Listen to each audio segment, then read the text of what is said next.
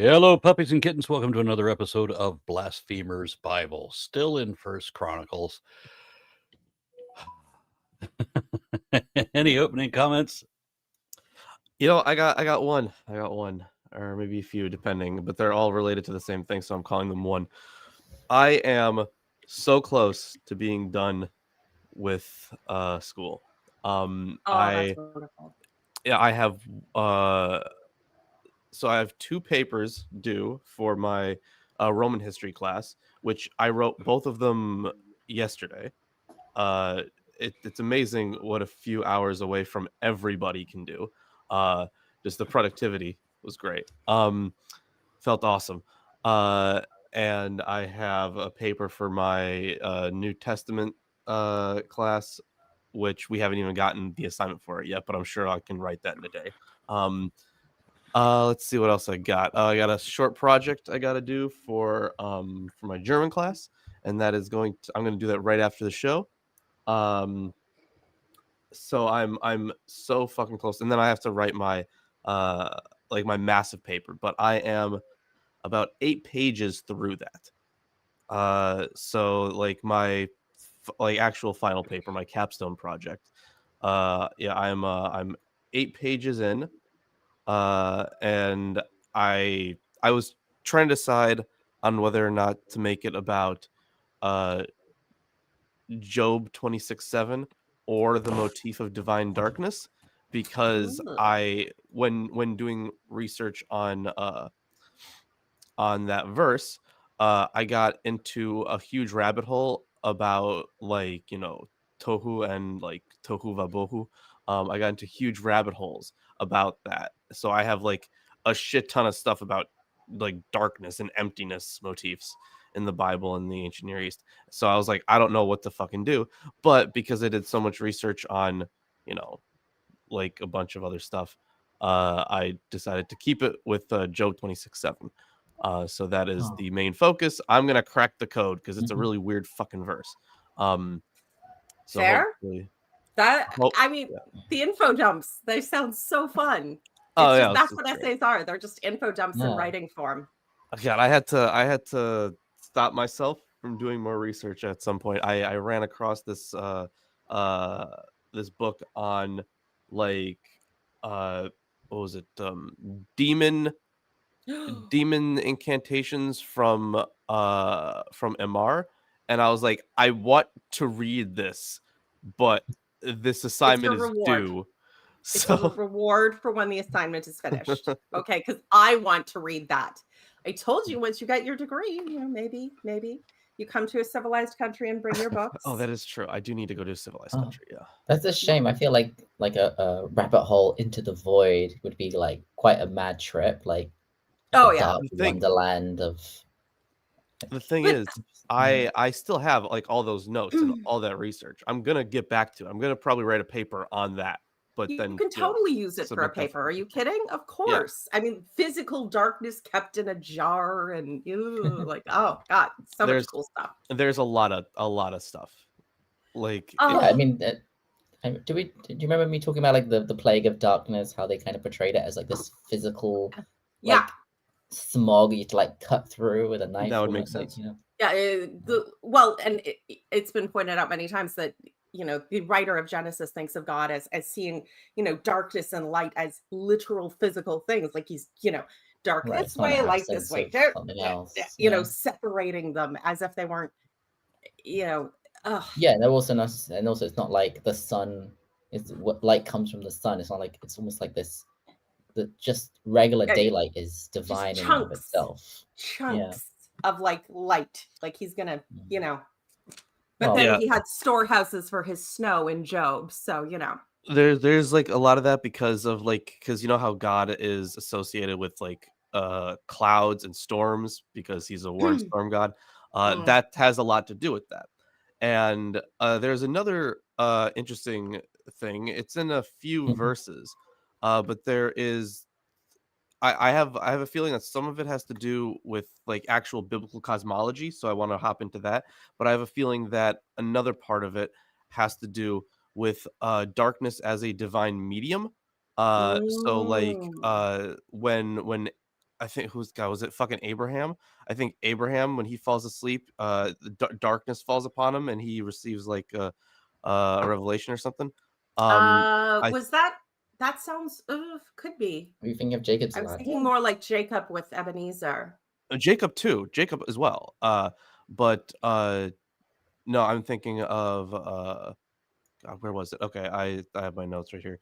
Oh yeah. So in Genesis 15, darkness descends upon Abraham before he receives a revelation from God in his sleep. So Genesis 15:12. Okay, so it's a specific phrasing, which of course a modern person without that context would just read as falling asleep, like you do. Yeah. There are a few other verses as well. So I want to hop into like some like Ugaritic, Assyrian, Babylonian stuff. But it's like that was another potential avenue for the paper. But the thing is, it's such a cool and dense topic that I didn't actually want to use that. I figured I'm like, I have so much more material for this. I can use it to be actually interesting, where I don't have to write it. I don't have to waste all this research on a fucking capstone paper. I can actually just like get it published or something. That would be awesome. And I love the nerding out. I love the nerding out, but I feel like we're doing everything we can to talk about more interesting parts of the Bible than the one we're supposed to be reading. Yeah, I've got a couple of comments to read too. Satan 616 says Tomer is in daylight and he isn't melting. Melting?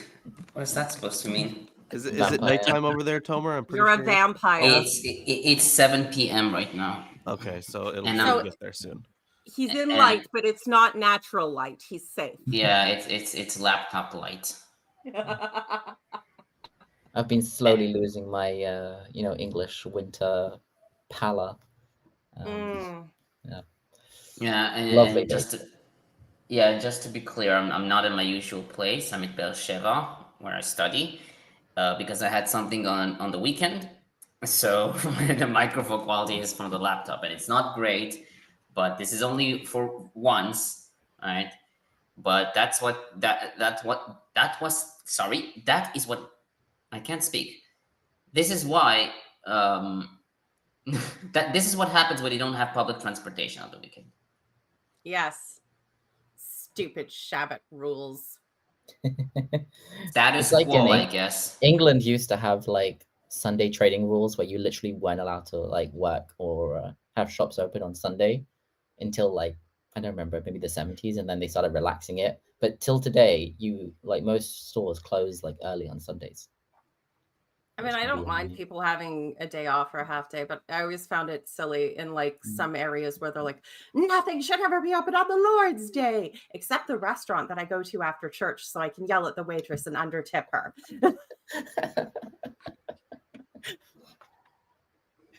So yeah, that's always fun. Anyway, let's get this abomination over with. Hopefully, we do actually have some things happening. It's not just a list of names to put. And we have more comments. Yes. Yeah. Sorry. Yeah, give me just a moment. I was looking for one where another one from Satan 616 that wasn't selected. But yeah, the plague of darkness is now gone because of Tomer. Yes. Yes. Yeah. Okay, so Rachel Brown. Wow, is that the same Rachel Brown I know? Tomer is slowly manifesting in our reality. He was a disembodied voice, then a shadow creature. A shadow creature. And now a creature of the light. Very H.G. Wells. Yes. And then Just Mason once. Houghton offers $4.99. It says, could I get a P.O. box or email for Aaron? I'd love to send him a philosophy I've been developing that's grounded in math and the cogito. You want to give me a philosophy based in math? Thanks. Birthday present early. I love Aaron, and I'm sure he would find it interesting if he understood it. But that's not really his area. He is not the SME of that particular area. He is not the expert. Peter, would it be all right if people want to reach out to me? Can they contact you? Gonna go for it? Yeah, I already put the email address in the chat. I'll put it in there for Kathy Dragar as well. So they can always email me. info@gonnagoforit.com. And then Tust One Go, I'm not sure if I'm reading that right, offers €5 and says, Aaron, can you do a God impression like you did in your talk some time ago? God, Moses, lead your people out of Egypt. I don't know. My God is always an attempt at James Earl Jones. I mean, James Earl Jones, God should be so lucky. Yeah, better him than John Malkovich. Can you imagine God played by John Malkovich? I mean, it would be more lore accurate, possibly. So, who was reading today? All right, let's see what we got. If no one on the wants table, to. verse or chapter 12, right? It's Yeah, quite it's a long 40 one. verses. Do you want to? Should we do half? Or Do what now? should we split it in half? No. It's not that long. No? Do the whole thing? Yeah, I can read the whole thing. Yeah. Oh, you'll do it. Okay, cool. Yeah. Okay. Let's see what we got here. We got some names. Okay. Yeah. Some names, but they're not too bad. That's very Like I mean, it's quite a lot of repetition. I and then, remember like, Ziklag from back in high school. yeah.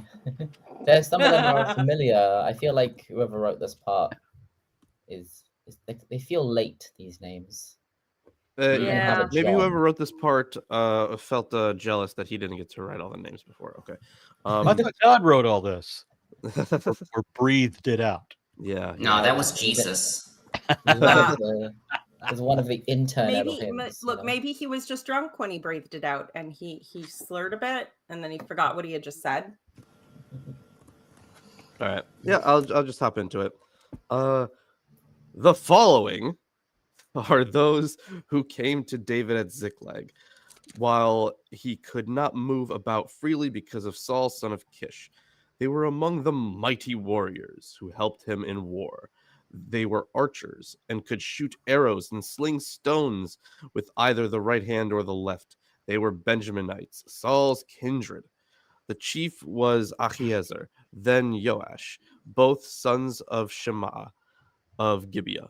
Also Yeziel and Pelet, sons of Asmaveth, Barakah, Yehu of Anathoth, Ishmaiah of Gibeon, a warrior among the 30 and a leader over the 30. Jeremiah, Yahaziel, Yohanan, Yozabad of Gedara, Eluzai, Yerimoth, Are you sure that's, how did you pronounce that? Because I got Jozabad of Gedera. I bet you did. Which I remember that movie where I don't remember Jozabad, but I remember where Gedera fought Godzilla. For Christ's sakes, Aaron. It's you can actually go to Gadara now. Yeah, it's a city. Yeah. Oh, and then the Elozai, when they fought the Jeremoth. I remember those monster movies. Yep. Anyways, Elozai, Yerimoth, Bealiah, Shemariah, Shephathiah, the Haruphite, Elkanah, Ishiah, Azarel, Yozer, and Yeshobeam. Yeshovam. Okay. Well, you sure that's not a no? It's actually Yashovam. Oh, okay. But I guess in English you would probably read it as and Yola and Zebediah, sons of Yehoram of Gedor. From the Gadites, they went over to David at the stronghold in the wilderness, mighty and experienced warriors, expert with shield and spear, whose faces were like the faces of lions, and who were swift as gazelles on the mountains. Ezra the chief, Obadiah second, Eliab third, Mishmana fourth, Jeremiah fifth, Attai sixth, Eliel seventh, Yohanan eighth, Elzabad ninth, Jeremiah 10th. So we got multiple Jeremiahs. And Elzabad. Elzabad, I think, as well, Elzabad. more than once. Yeah. Oh, sure, yeah. Anyone else get the feeling and this Yohanan. scribe is really thirsting after the big, strong warriors? Probably, yeah. Yeah. By the way, Makbanai, 11th. What's up? I was going to say that Yohanan is John. Yeah. In the New Testament. Wow, so he does appear in the Old Testament. Proof. These Gadites were officers of the army, the least equal to 100 and the greatest to 1,000. These are the men who crossed the Jordan in the first month when it was overflowing all its banks and put to flight all those in the valleys to the east and to the west. Some Benjaminites and Judites came to the stronghold to David. David went out to meet them and said to them, "If you have come to me in friendship to help me, then my heart will be knit to you. But if you have come to betray me to my adversaries, though my hands have done no wrong, then may the God of our ancestors see and give judgment." Then the Spirit came upon Amasai, chief of the 30, and he said, "We are yours, O David, and with you, O son of Jesse. Peace. Peace to you, and peace to the one who helps you, for your God is the one who helps you." Then David received them and made them officers of his troops. Some of the Manassites deserted to David when he came with the Philistines for the battle against Saul. Yet he did not help them, for the rulers of the Philistines took counsel and sent him away, saying, "He will desert to his master Saul at the cost of our heads." As he went to Ziklag, these Manassites deserted to him: Adnah, Jozabad, Yediel, Michael, Jozabad, Elihu, and Zilithai, chiefs of the thousands in Manasseh. They helped David. Jozabads in this verse. What? We got 2 Jozabads in the same verse. Yeah. Matt White commented saying they could throw stones with the left and right hand. They were amphibious. They helped David against the band of raiders. I thought they were just bisexual. All warriors and commanders in the army. Indeed, from day to day, people kept coming to David to help him until there was a great army, like an army of God. These are the numbers of the divisions of the armed troops who came to David in Hebron to turn the kingdom of Saul over to him, according to the word of the Lord. The people of Judah bearing shield and spear numbered 6,800 armed troops. Of the Simeonites, mighty warriors, 7,100. Of the Levites, 4,600. Jehoiada, leader of the house of Aaron, and with him 3,700. Zadok, a young warrior, and 22 commanders from his own ancestral house. Of the Benjaminites, the kindred of Saul, 3,000, of whom the majority had continued to keep their allegiance to the house of Saul. Of the Ephraimites, 20,800. That's quite a bit. Mighty warriors, notables in their ancestral houses. Of the half-tribe of Manasseh, 18,000, who were expressly named to come and make David king. Of Issachar, those who had understanding of the times, to know what Israel ought to do, 200 chiefs, and all their kindred under their command. So of Zebulun, were 50,000 seasoned troops equipped for battle with all the weapons of war to help David with singleness of purpose.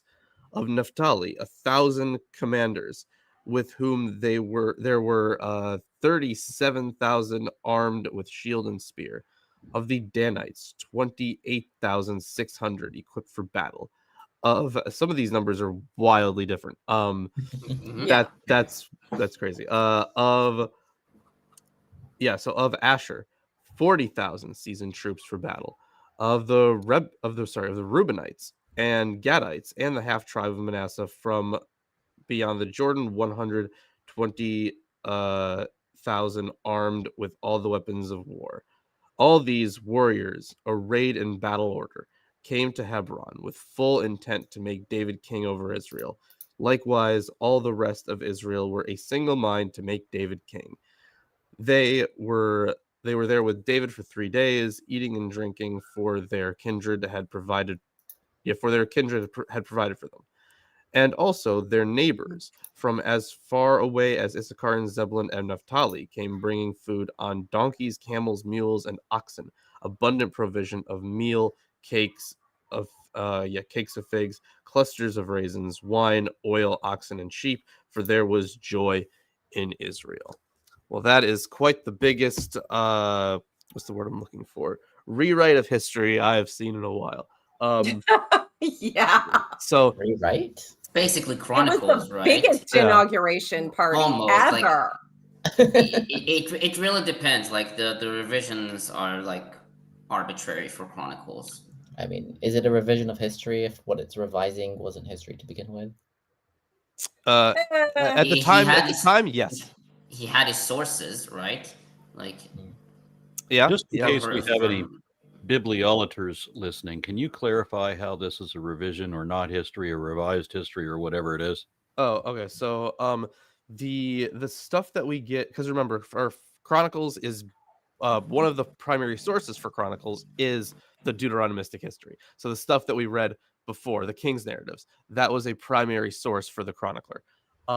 And now he has other sources, as Tomer noted. A lot of it goes down to oral tradition. Some of it just doesn't exist anymore. So like he gives specific roles to each tribe, and I don't remember that popping up. Yeah, there's like there's the classical like stereotypes of each tribe. It comes up a lot more in this chapter. You got like the Gadites being compared to gazelles. The Issachar apparently being wise men. Yeah. They the biggest weird thing is the idea that all of Israel was together to make David king. I mean, talk about your shit that never happened. I mean, it's like it seems that they're sending representatives, and it is weird. I mean, I guess you could say that the Judahites send a little amount, but could be because they had already proclaimed him king earlier, so they didn't have to send like whole procession. But there were some of the numbers seem. Abner, the youngest son of Saul, he defecting, Joab killing him and leaving his body in the middle of the road until it stopped his armies. Like, this was not a unified one-off. There was a lot of shit that went down, and especially the idea that people of Saul would have just left the Benjaminites of his tribe would have just left the battle where Saul dies and immediately defect and declare David king, and everybody did it all together, and they were all agreed. And furthermore, the whole other king. We have, I didn't do a count. I should have probably. But they have, listed a whole bunch of tribes, but not just the tribes are sending people. Also, we have Zadok there as well. And the Aaronites. Yeah. They are grouped together, but it could, you have Levites, the Aaronites, and then Zadok, which they could be subdivisions of each one. Right? That one would be a subdivision, right? Because it starts off with the Levites, right? So they have the Levites, and then there's the ones of Aaron and the ones of Zadok, right? Because Zadok was like a rivaling priesthood. So they were allowed to dress stuff up, but they weren't allowed to carry it or whatever. At the time that this is supposed to have happened, like in the story. There does seem to be there is Avner, I think, and Zadok, who are kind of both called high priests during this time of David. And the Zadokites, that entire controversy, right? That came up later, not during Right. You're saying the historical Zadokites, which are named after a much later priest who probably lived in 200-300 BC. No. It was around Zadok, and there was another guy. I think it was around. No, it was still in the Deuteronomistic history period. But you are talking about the Zadok who crowned David. The namesake. Not the Zadokites. Yeah, the one left over from the one family because of the prophecy with Samuel and Eli. Right. Yeah, so there's that rival priesthood, right? But now they're kind of like later in time now, they're going back and rewriting Zadok as into one of the original Levitical houses. Because okay, I thought you were talking about like the later movement, like the Sadducees kind of derived like no, of some other dude called Zadok. Not that late. Yeah. No, because there was that's the because in Hebrew the Sadducees are called the Sadokim, and then there was another movement. Thomas, do you remember what the other one is? Something with a bet. The Sadokim and the where exactly? It's a much later thing that happens, like the Sadducees, the Sadokim. Yeah. So there's also like besides Sadok that the Talmud maybe talks about him as a bad guy or whatever, but there's also like a second guy. Sadokim. I don't know. Let me check. Okay. By Thusians? It's not that important, I guess. There is Tzadok ben Achitov. Not Antigonus, right? No, it's not somebody else.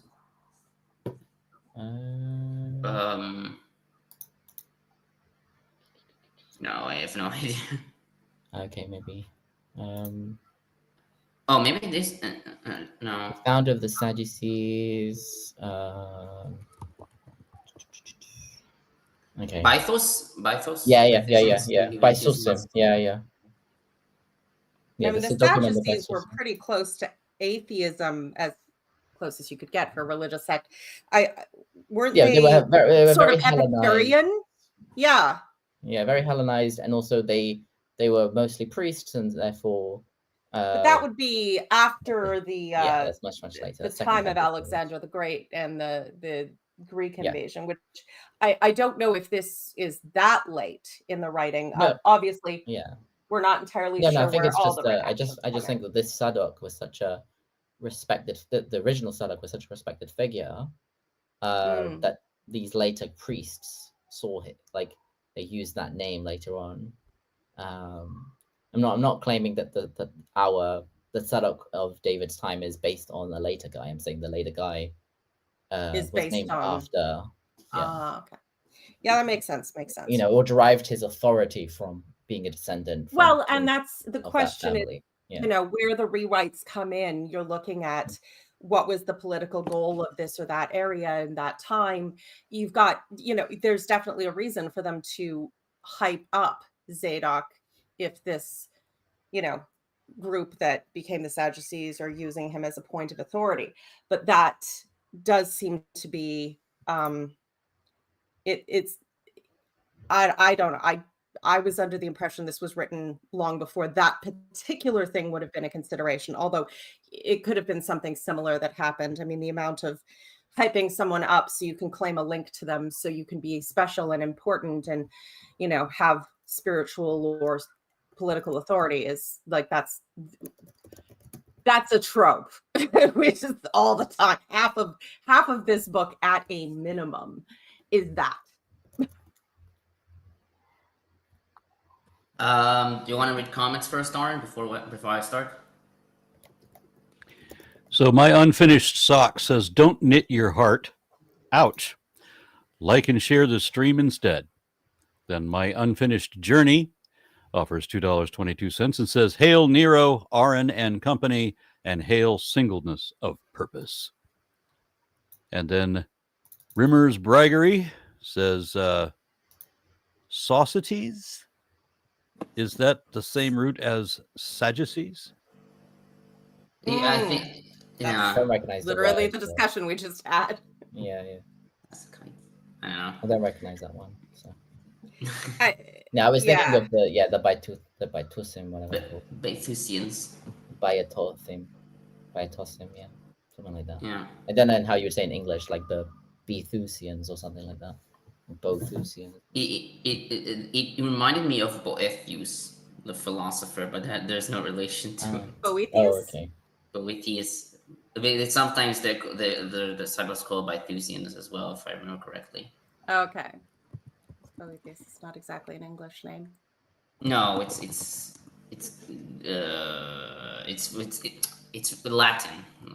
Oh, okay. So I think in the New Testament it mentions a guy called Simon, or maybe Josephus mentions a guy called Simon, son of Beethus from Alexandria, who was high priest under Herod the Great.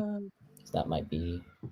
Maybe he was the one that they based Simon Magus on, because the author of Luke Acts did crib Josephus a lot. So anyway, I don't know. That's just random thought. But we should get back to this delightfully interesting thing where apparently everyone just wanted David to be king, and none of that conflict happened. None of that really interesting storytelling that was very dramatic and actually kept us entertained happened. It was just everybody was happy and they all drank and ate and were happy. We got a comment from Lee who says, can't miss your live stream. Watching from a war zone. Love your work. Stay safe. Yeah. Oh God. Lee was. But either way, stay safe. Lee was here for all of the Quran shows. He's in Pakistan. Yeah. Oh my God. Stay safe. Please stay safe. The speed at which, the thing is, the tensions have always been high, right, between Pakistan and India. But holy shit! When I heard about that, I was like, that was not on my 2025 bingo card. So. Please, guys, don't we can't handle not with the tangerine tyrant having his hissy fits. Please, can you put it off 5 years? Well, what confuses me about that is when India was a subcontinent, it was separate from the Eurasian tectonic plate. It was an island. Right. Well, it's not just India. It was India and Pakistan. If you look at those two, they were a single island, the two of them. So it has always confused me. And I know they were never aware of this, but it still confuses me how you can be that close and still be at each other's throats for so long. Religion. It's religion. Yeah, religion. It's Islam versus they literally divided it by religious lines. It's literally Muslims here, Hindus there. They gave people a chance to move.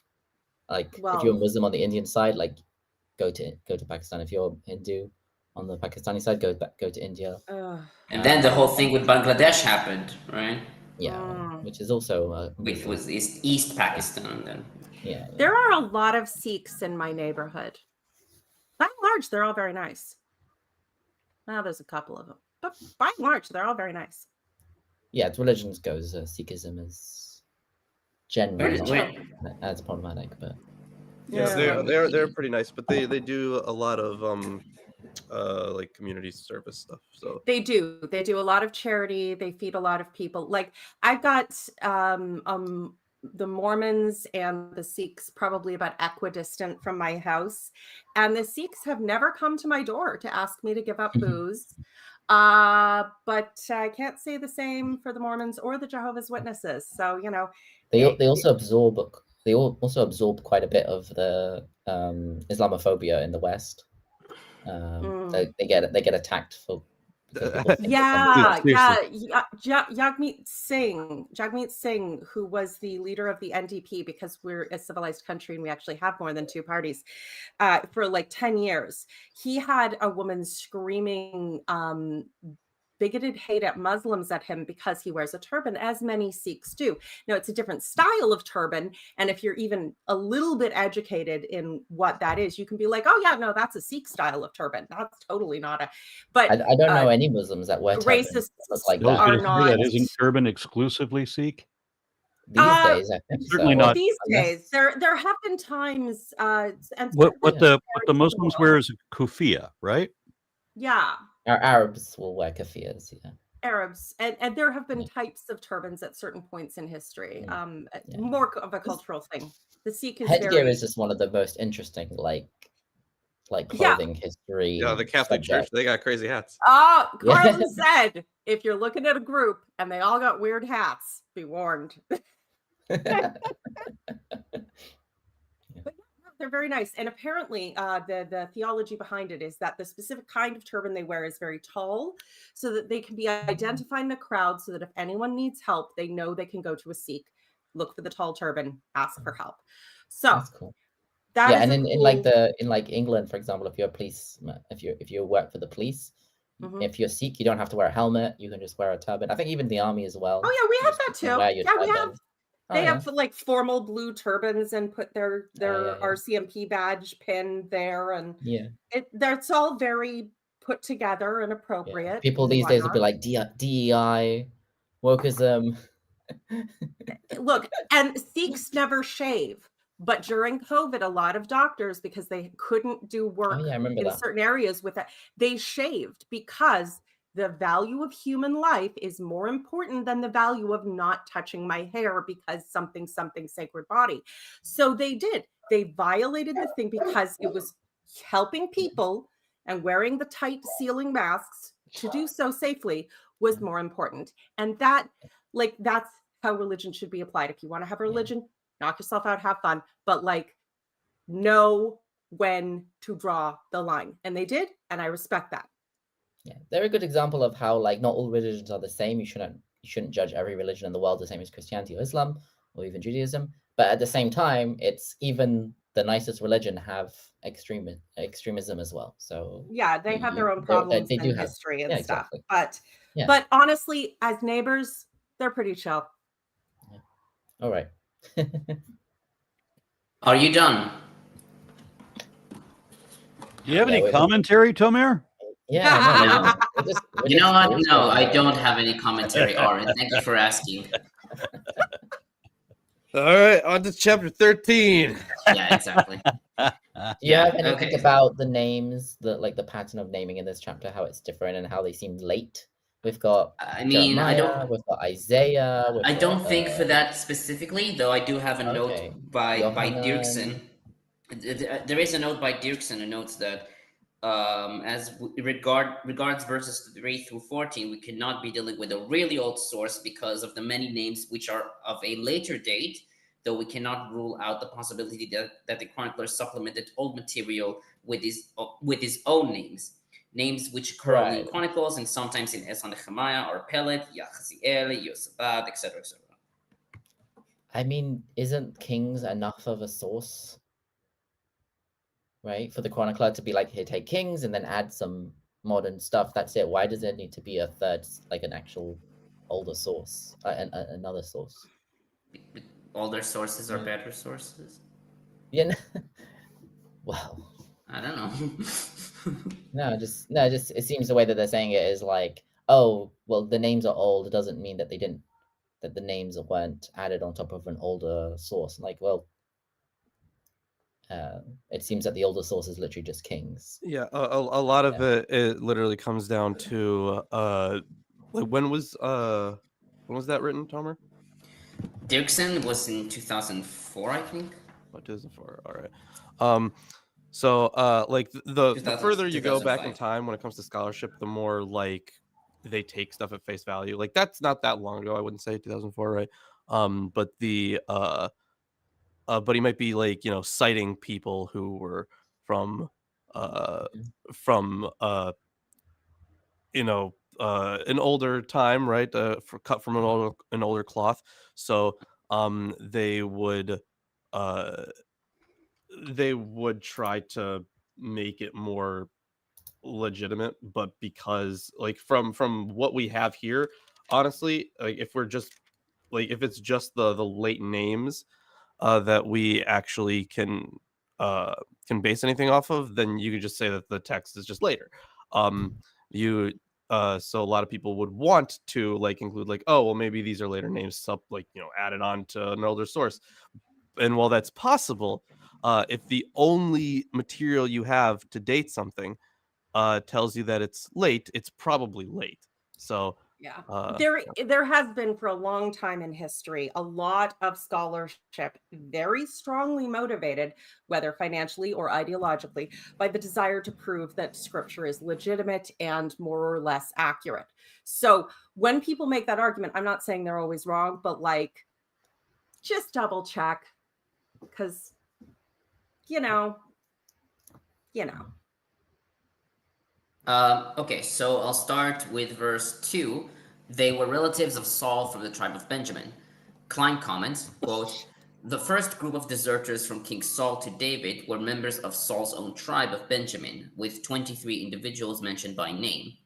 The irony of their desertion is emphasized by not mentioning the tribe's name first, as in verses 9 and 17 and 20, but by delaying its mention until the very end of verse 2. Meir Malul has used this verse and the references to Benjaminites later in the chapter, in verses 17 and 30, which is 16 and 29 in the Old Testament, and 1 Samuel 31:3, to raise the possibility that David had formed a fifth column from Saul's closest relatives, while David was still at the court of Saul. In his view, these allies may even have been responsible for Saul's death. Yeah, I could see that. But I mean, the argument, but the idea that that's actually what happened is. Yeah. And just so people should be aware, there is a discrepancy between the Masoretic text and the Old Testament again. So I think it starts from verse 5 in the Old Testament, which is 4b in the Masoretic text, if I remember correctly. The verses are off there. Yeah. So the section on Jeremiah is included in the Old Testament, but it's verse 5 in the Masoretic text. So when I say this to this, this which is this, it's the Old Testament, which is the Masoretic text. So on 3 through 7, which is 3 through 8, Japhet comments, these verses comprise the list itself, the names and origins of the Benjaminites. Verses 3b, 4, and 5 are somewhat difficult in the Masoretic text, the gentilic designation at the end of each verse being attached in the singular only to the last name, Yehu the Anatothite, or of Anatoth, Yosabad the Gidrathite of Gedera, Shephatiah the Charuphite. As a result, the preceding names remain undefined, with no affiliation. It is possible that, notwithstanding the formal incongruity, the gentilic refers back to each of the preceding names, affiliating each of the Benjaminites with either a family, Azmaveth the Korathites, a town, Gibeon, Anatoth, Gedera, and Harif, or both in Shema'ah of Gibeah and Yehoram of Gedor. 5 of the place names are of well-known Benjaminite towns. I find it interesting that in verse 3, there's a name like Bracha. Beracha, yeah. Yeah. I mean, what's the difference between that and like the feminine name Bracha? They're just slightly spelled different? Maybe one's with a shva and this one's with a... No. It doesn't seem like it. I mean, Bracha is a much later name. I imagine it's like... Could it be one where the gender switched over time? I think it's because of like in Hebrew, feminine words, names normally end with a like the ah sound. So it just sounded, and also there is a masculine name, Brachial. Okay. Which was very popular in like England in the 1300s because the current pope was Benedict, and they were like, Benedict was such a popular name, let's be called Benedict, and Benedict means a blessing, Brachial means a blessing. So, yeah. It should be noted that in the Vaticanus we have Berachia. Yeah. Well, Berachia, yeah. Berachia, which is short for Brachial, yeah. Yeah. Yes. Okay. So on verse 8, which is 9, their faces were the faces of lions, and they were as swift as gazelles in the mountains. Pseudo-Rashi comments, their faces were frightful like lions. The depiction of God as a lion is also apparent in Moses' blessing in Deuteronomy 33:20. Quote, God lives like a lion, he tears at arm and scalp. Jacob's testament in Genesis 49:19 reads, God shall be raided by raiders, but he shall raid at their heels. The gazelle imagery is also apparent in 2 Samuel 2:18, describing Asahel, one of Zeruiah's sons, as being swift of foot as a wild gazelle. And in Song of Songs 2:8 and 9, where the lover is compared to a gazelle leaping upon the mountain and bounding over the hills. Japhet suggested that despite the late phrasing of the verse, exemplified mainly by the use of the infinitive with lamed, lemaher, the tradition reflected in it is most probably authentic. I mean, the cliffs do give a beautiful possibility of parkour. That would be pretty cool in battle. I'm just saying. Yeah. The Gadites being associated with gazelle or deer or whatever is, I think it's quite old. It's a trope. Yeah. Yeah, I mean there are like these traditional like symbols for each tribe. Like Asher has a ship, even though they're I think if you read can't remember which book it is, maybe Joshua, their location is actually on the east, is not actually on the coast, but whatever. Maybe I think of Naphtali. Oh, whatever. Yeah. Okay, so on 15, which is 16, they put to flight everyone living in the valleys. The Masoretic text reads, and they put to flight all the valleys. Several commentators. Yeah. Run away! Boom, boom, boom, boom, boom. It gets better. Oh, I'm sure. And several commentators note that the subject of the verb they put to flight, vayavrichu, are the Gadites. Thus, the valley must refer to their inhabitants, as we see in early translations, with Peshitta reading, they put to flight the whole army that was encamped in the valley, including Kimchi miyuchase botzeko. Dirksen, however, writes that this is unusual and more decisively, quote, an expulsion of these population groups is not relevant in this connection. One expects a statement which has to do with the flooding and points to the persistence of the Gadites, end quote. Likewise, Pseudo-Rashi, Pseudo-Kara, and Gersonides take the Amakim here to refer to deep waters, and that they put bars, barichim, to pass over them. Rudolph in BHS amends vayavrichu to vayavrach and translates the verb as a denominative from bariach, which means bolt. This emendation is favored by Knoppers and Klein. Okay, the way that Pseudo-Rashi writes it seems a bit funnier. It's like, they crossed the Jordan and with their shields split all the depths of the water to the east and to the west and crossed on dry land. Some people say it refers to the people that lived in the valleys. Oh my God. Oh my God. Okay. All right. They use their shields to make a cofferdam, is what they're saying. Yeah, I did get that visual. And although why would the water go east and west and not north and south? But whatever. I don't know, sweetie. Just let it go. They were doing irrigation while they were doing it. Why not? Yeah. Let's see. Okay. So on 17, which is 18, Klein comments, as soldiers come from other tribes, David needs to know whether they have come to help, in verse 1, or to betray him. David has no way to cross-examine the intentions of this band of troops, and therefore he calls upon their mutual God to see and give judgment. Compare Exodus 5:21. David claims that he is innocent of violence in words that are remarkably close to Job 16:17. There is no violence in my hand, and my prayer is pure. The title God of the Fathers is common in Chronicles and probably betrays the chronicler's own hand. Japhet calls the chronicler's method of availing himself of already existing poetical phrases and interlacing them with minor changes into his own literary expression as his anthological style. Unquote.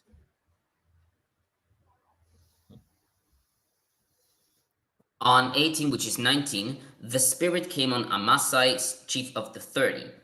The phrase "and a spirit took over X," and a spirit took over X is found 2 more times in the Bible, in Judges 6:34, where a spirit of Yahweh seized Gideon, and in 2 Chronicles 24:20, where a spirit seized Zechariah, son of Jehoiada, the priest. Pseudo-Rashi, Pseudo-Kara, and Kimchi interpreted the spirit to be the spirit of desire, quote unquote. Several scholars note Williamson's opinion that the poetic structure of verse 18 is a superstructure based on an ancient poetic nucleus. As Japhet explains, quote, the epigram "we are yours," etc., bearing a very loose connection to the stylistic and lexical environment, could have formed an ancient authentic antithesis to the well-known "we have no portion in David and no inheritance in the son of Jesse" in 2 Samuel 21. Around this epigram, the chronicler wove his own poetic fabric, which aims to display David's righteousness and present God as his helper, quote unquote.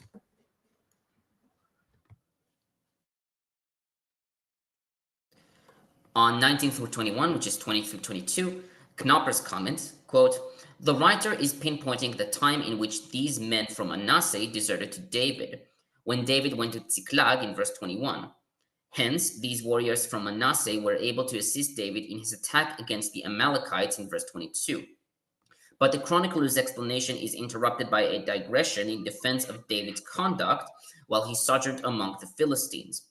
The manner in which the continuation of the explanation in verse 21 is worded, when he went to Ziklag, the following defected to him from Manasseh, leads one to suspect that the digression is a later addition, inserted into the text by inverted quotation, a compositional technique also known as Seidel's law.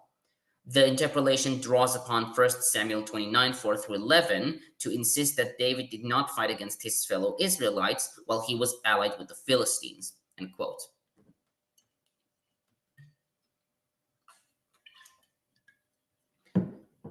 On 22, which is 23, "Until he had a great army like the army of God." The word God, in Hebrew Elohim, here, could be understood to indicate something very big, according to traditionals and most modern commentators. Johnstone notes that the use of the emotive word camp, machaneh, to depict the army, is reminiscent of the wilderness period of Israel and the great military campaigns of the early period, as we see in 9:19 and Exodus 14:19 and Joshua 6:11. Moreover, quote, "The campaigns of David are wholly in consonance with the campaigns of God himself with his people. The camp of David is none other than the camp of God," end quote. Peshitta reads, "They entered before David to eat bread before him because he loved them greatly," and Targum, "until they had become a camp of troops so numerous that they were like the camp of the angels of the Lord."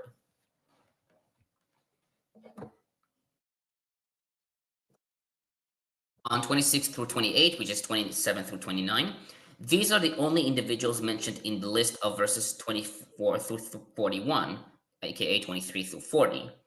This had led some commentators like Williamson, Rudolph, and Brown to see verses 26-28, which is 27 through 29, as later additions, with the former suggesting that the verses derived from the priestly revisor, quote unquote.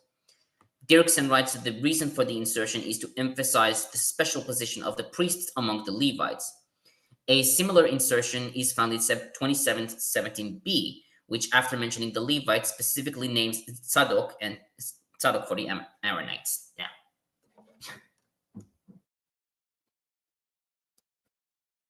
On 32, which is 33, Issachar's sons are depicted as those who had understanding, in Hebrew Yod'ei Binah, a phrase used to describe wise people, as we see in 2 Chronicles 2:11, which is 12, Job 38:4, and Proverbs 4:1.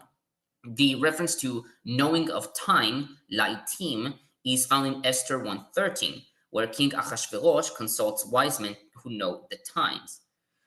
Kimchi, based on Chazal in Genesis Rabbah 72:5 and Talmud Megillah 12b, wrote that the Issacharites knew how to calculate leap years and to determine the beginnings of months.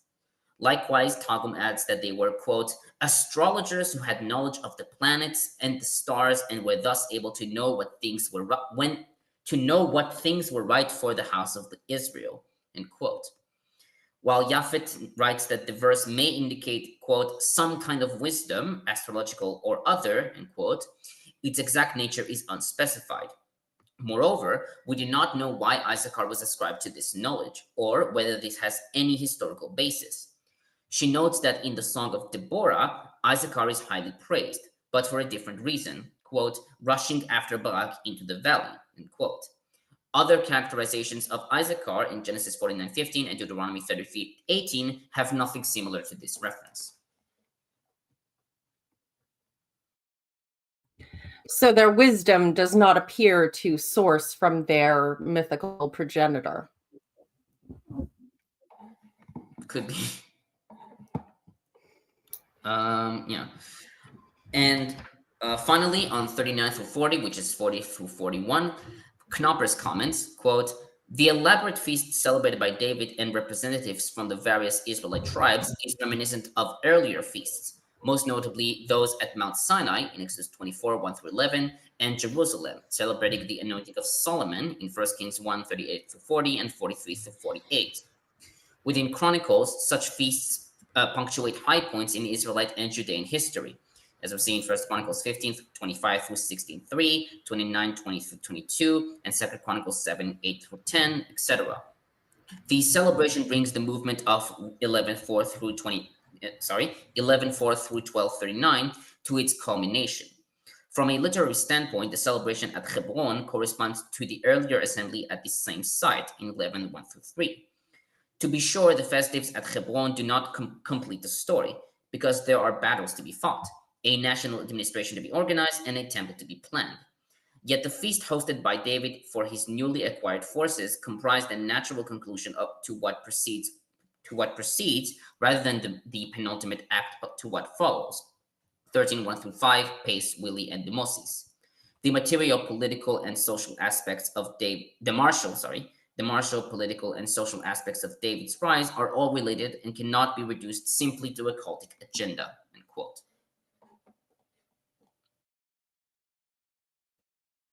Now, there is one Christian.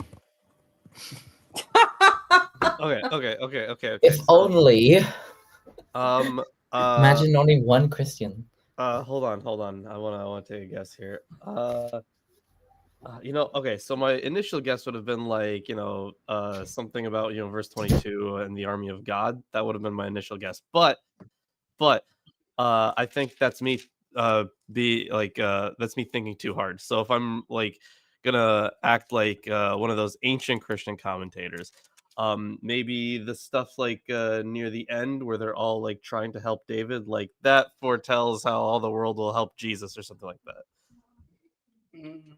You're right in the sense that it refers to the end, specifically verse 38. Oh yeah, okay. Let's see. Is it something about the single mind? No. Damn. Oh, okay. I can tell you that this was Jerome, who wrote that the tongue is a sword and it slays human souls. Oh, for God's sake, Jerome. Oh my God. Oh. It lays? It slays. Oh my God. Oh. Yeah. People, oh my God. Why are they so horny?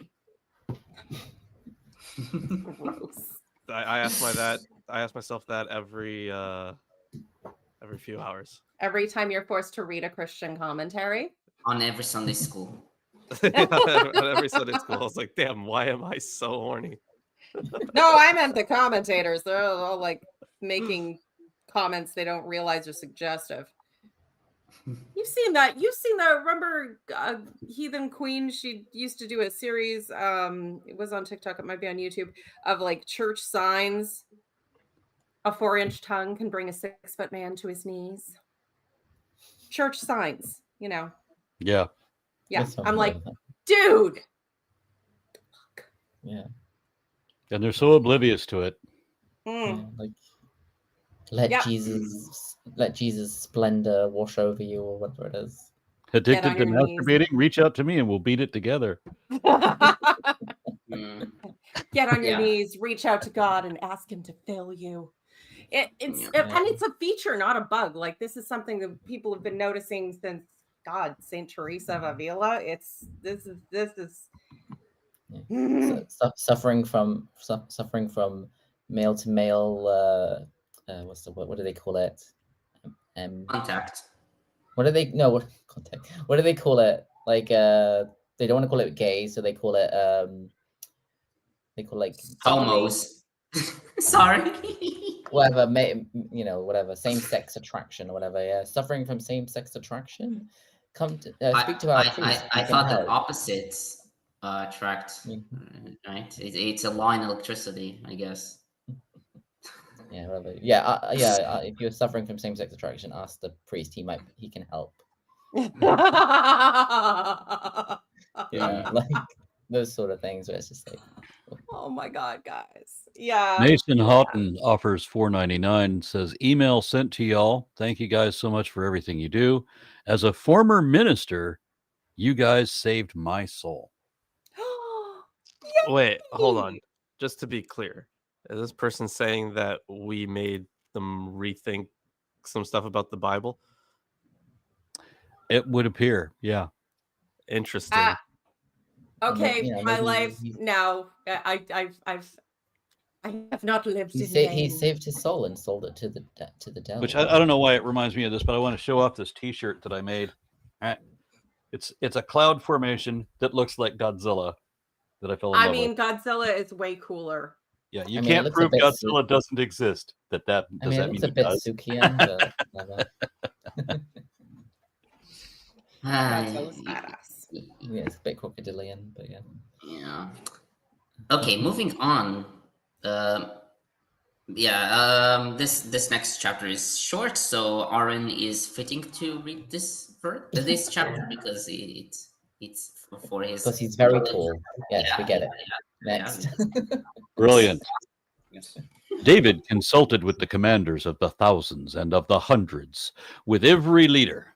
David said to the whole assembly of Israel, "If it seems good to you, and if it is the will of the Lord our God, let us send abroad to our kindred who remain in all the land of Israel, including the priests and the Levites and the cities that have pasture lands, and that they may come together to us. Then let us bring again the ark of our God to us, for we did not seek it in the days of Saul." The whole assembly agreed to do so, for the thing pleased all the people. So David assembled all Israel from Shihor of Egypt to Lebo-Hamath to bring the ark of God from Kiriath Jearim. And David and all Israel went up to Baalah, that is to Kiriath Jearim, which belongs to Judah, to bring up from there the ark of God and the Lord who is enthroned on the cherubim, which is called by his name. They carried the ark of God on a new cart from the house of Abinadab, and Uzzah and Ahio were driving the cart. David and all Israel were dancing before God with all their might, with songs and lyres and harps and tambourines and cymbals and trumpets. When they came to the threshing floor of Shidon, Uzzah put out his hand to hold the ark, for the oxen lurched. The anger of the Lord was kindled against Uzzah. He struck him down because he put his hand on the ark, and he died there before God. David was angry because the Lord had burst out against Uzzah. So that place is called Perez Uzzah to this day. David was afraid of God that day. He said, "How could I bring the ark of God into my care?" So David did not take the ark into his care in the city of David. He took it instead to the house of Obed-Edom, the Gittite. The ark of God remained in the house of Obed-Edom in his house 3 months, and the Lord blessed the household of Obed-Edom and all that he had. So the dude tried to save the ark. Yeah. When the oxen were going to spill it. Yeah. Yeah. I mean, this killed him for it. Yeah, God was upset that they had used a cart instead of getting the Levites to carry it on their shoulders. So he probably caused. So he probably caused the ox to stumble, so that he would have an excuse to get all smitey.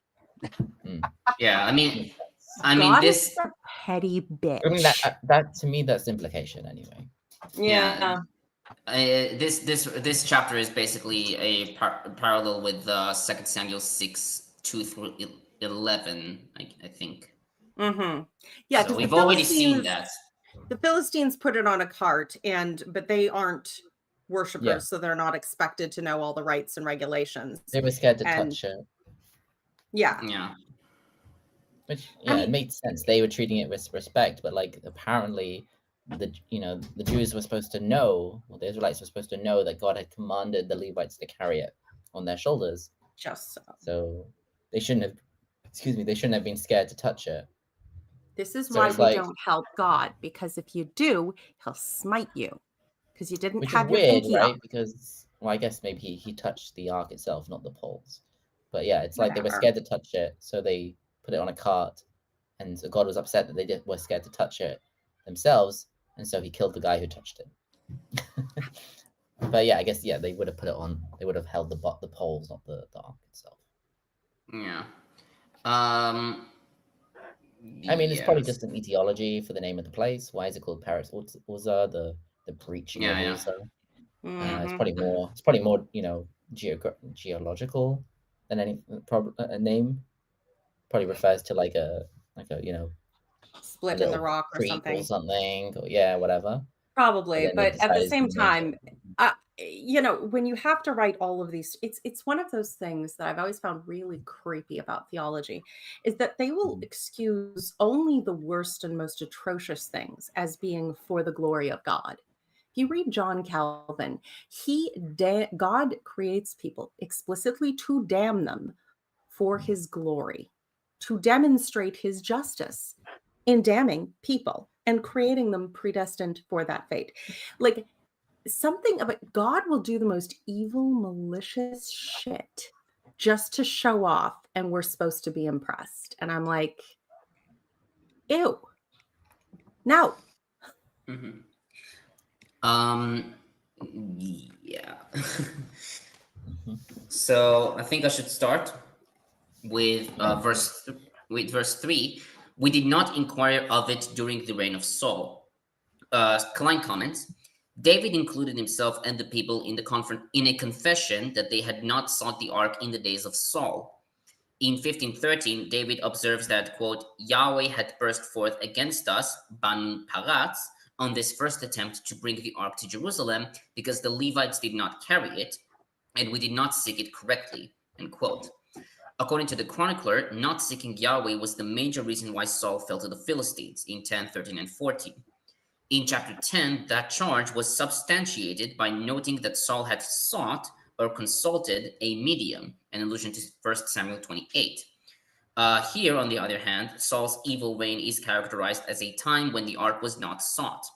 By leaving the ark in Kiryat Ye'arim, Saul neglected the ark, and in the eyes of the chronicler, did not appropriately seek God. Seeking the ark is, therefore, synonymous with seeking God. The book of 1 Samuel reports nothing about the failure of Saul to seek the ark, and in fact records one occasion when Saul, according to the Masoretic text, commanded that the ark be brought to the battlefield in 1 Samuel 14:18. By describing David as seeking the ark, the chronicler was building on a tradition presented also in the Psalter. The psalmist celebrated David's vow to go sleepless until he had found a place for the ark in Psalms 132, verses 1 through 6.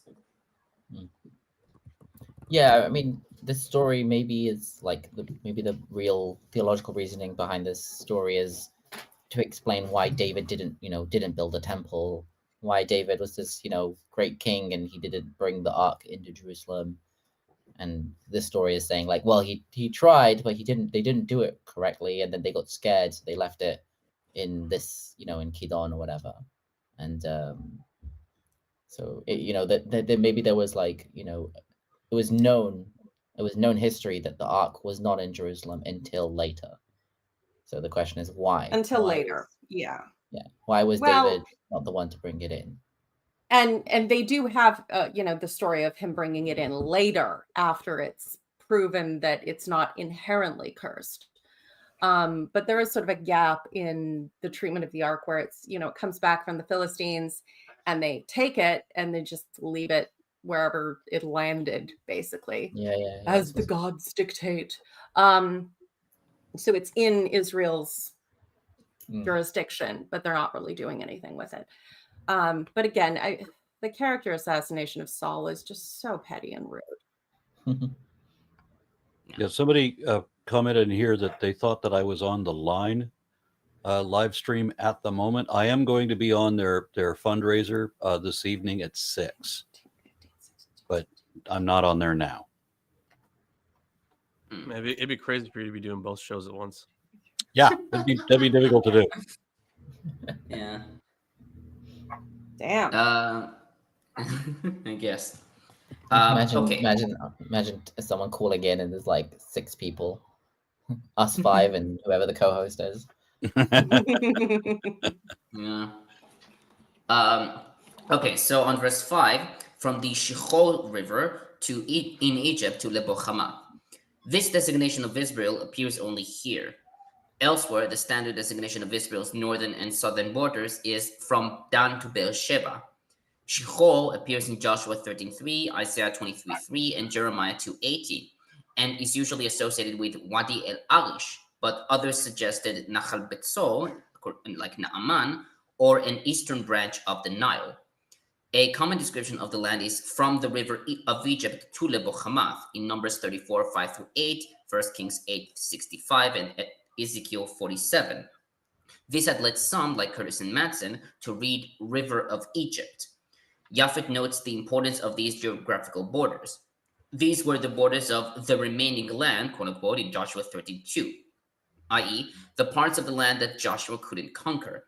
These parts were later conquered by David, whilst others, like in Philistia, were not conquered at all.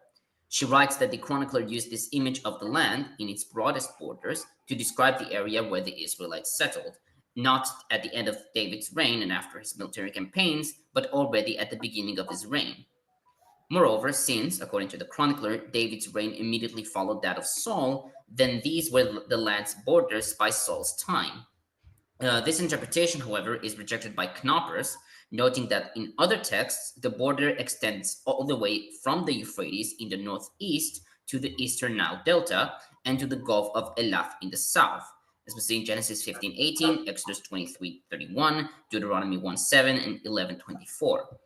If the chronicler wished to depict the greatest possible extent of the land attributed to Israel, he wouldn't have used this expression. Instead, he writes, quote, "One possibility is that the assembly reflects an idealistic portrait of broad support for David. A related possibility involves distinguishing state from people. The geographical description of participants in David's national assembly may not be congruent with the geographical extent of his territorial state. The chronicler lives at a time in which religions could and often did transcend state and provincial boundaries. The convocations he depicts attract, therefore, people from beyond Israel's borders. In either case, one must ask what role geographical allusion plays in the context of the author's larger presentation. The allusion seems to have three functions. First, participation from such a wide geographical area honors David's leadership. Second, such broad support constitutes a wide public endorsement of his plan to transfer the ark to shut up. And third, the attempt to reach out of Israelites far and wide establishes a model for the chronicler's own time in which Judaism had already become an international religion.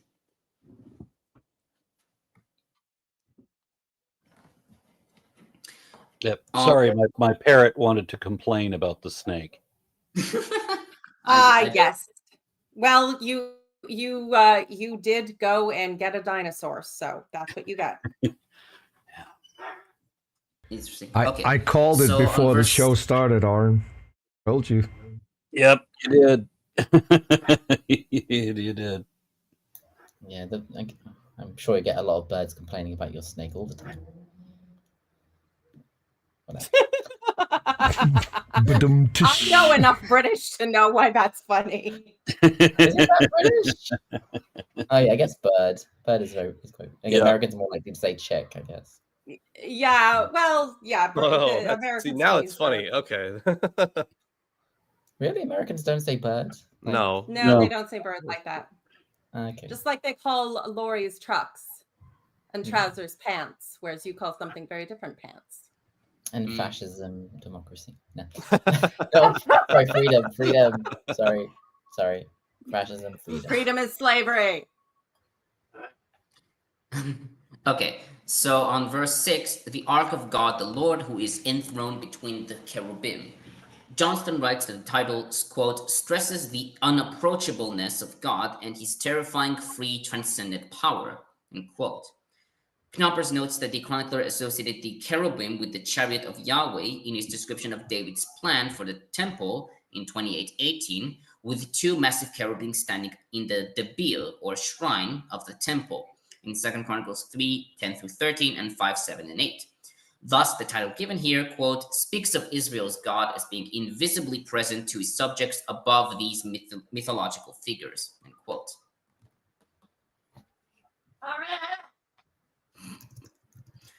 On verse 7, This verse is parallel to 2 Samuel 6, 3, and 4, but according to some scholars, represents a better version which does not include the dictography new, and they carry it from the house of Abinadab, which was on the hill, also Septuagint and 4 Samuel A.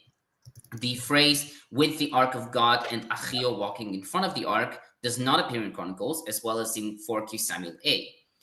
Japhet writes that this omission in Chronicles is an example of the chronicler's, quote, stylistic tendency to shorten the story and omit what might appear to be superfluous details. Yeah, if I don't need it for my ideological soup of the moment, it's a superfluous detail. However, when someone in 100 years needs it to bump up their claim to authority, it's not a superfluous detail. The Bible, very consistent and true. Okay, so on 8, with songs and with harps, lyres, timbrels, cymbals, and trumpets. 2 Samuel 6:5 reads, cypress woods, Hebrew koshim, lyres, harps, drums, sistrums, bemena'anaim, and cymbals, tzeltzelim. Several commentators note the significance of this change. Knoppers writes that the chronicler regards sacred songs to be a Levitical responsibility, and lyres, harps, and cymbals to be Levitical instruments, as we see in 15:19-21 and 16:5. Similarly, the chronicler regards the playing of trumpets to be a priestly responsibility, 15:24, 16:6, and 42. He writes that the chronicler, quote, evidently viewed his version of Samuel as indicating a lack of intimate Levitical and priestly involvement, end quote. In the chronicler's viewpoint, quote, the failure of the first ark procession becomes a lesson about the need for the priests and Levites to play a central role in cultic affairs, end quote. Klein writes that the chronicler has added the priestly trumpets to the vorlage because of the role of the priests in 15:24 and 28, 16:6 and 42, and replaced the reference to the sistrums with the more common cymbals, the metzaltaim, perhaps reflecting which instruments were more widely used in his day. Dirksen, however, writes that there is no reason to assume a deliberate alteration of the text by the chronicler, and takes the Hebrew text in 2 Samuel 6 as corrupt. I honestly, looking at people and the things that they come up with, I don't always know that we can distinguish between an intentional and an unintentional editing. I mean, we've all listened to ministers and theologians and, well, I mean, sometimes just out and out con men like Oved saying, you know, oh, well, it says this and what it means is, and they have a whole backstory up for it. You know, this, you know, the number of horses is so much greater because they would switch out the horses with the chariots. And like, where did you get the story for this? Shut up. Yeah, so really, I do know, because I have been in this place where the religious mind says, this doesn't make sense. There must be a missing detail. I will fill in the missing detail that makes it make sense. And that must be what happened. And they just failed to mention it.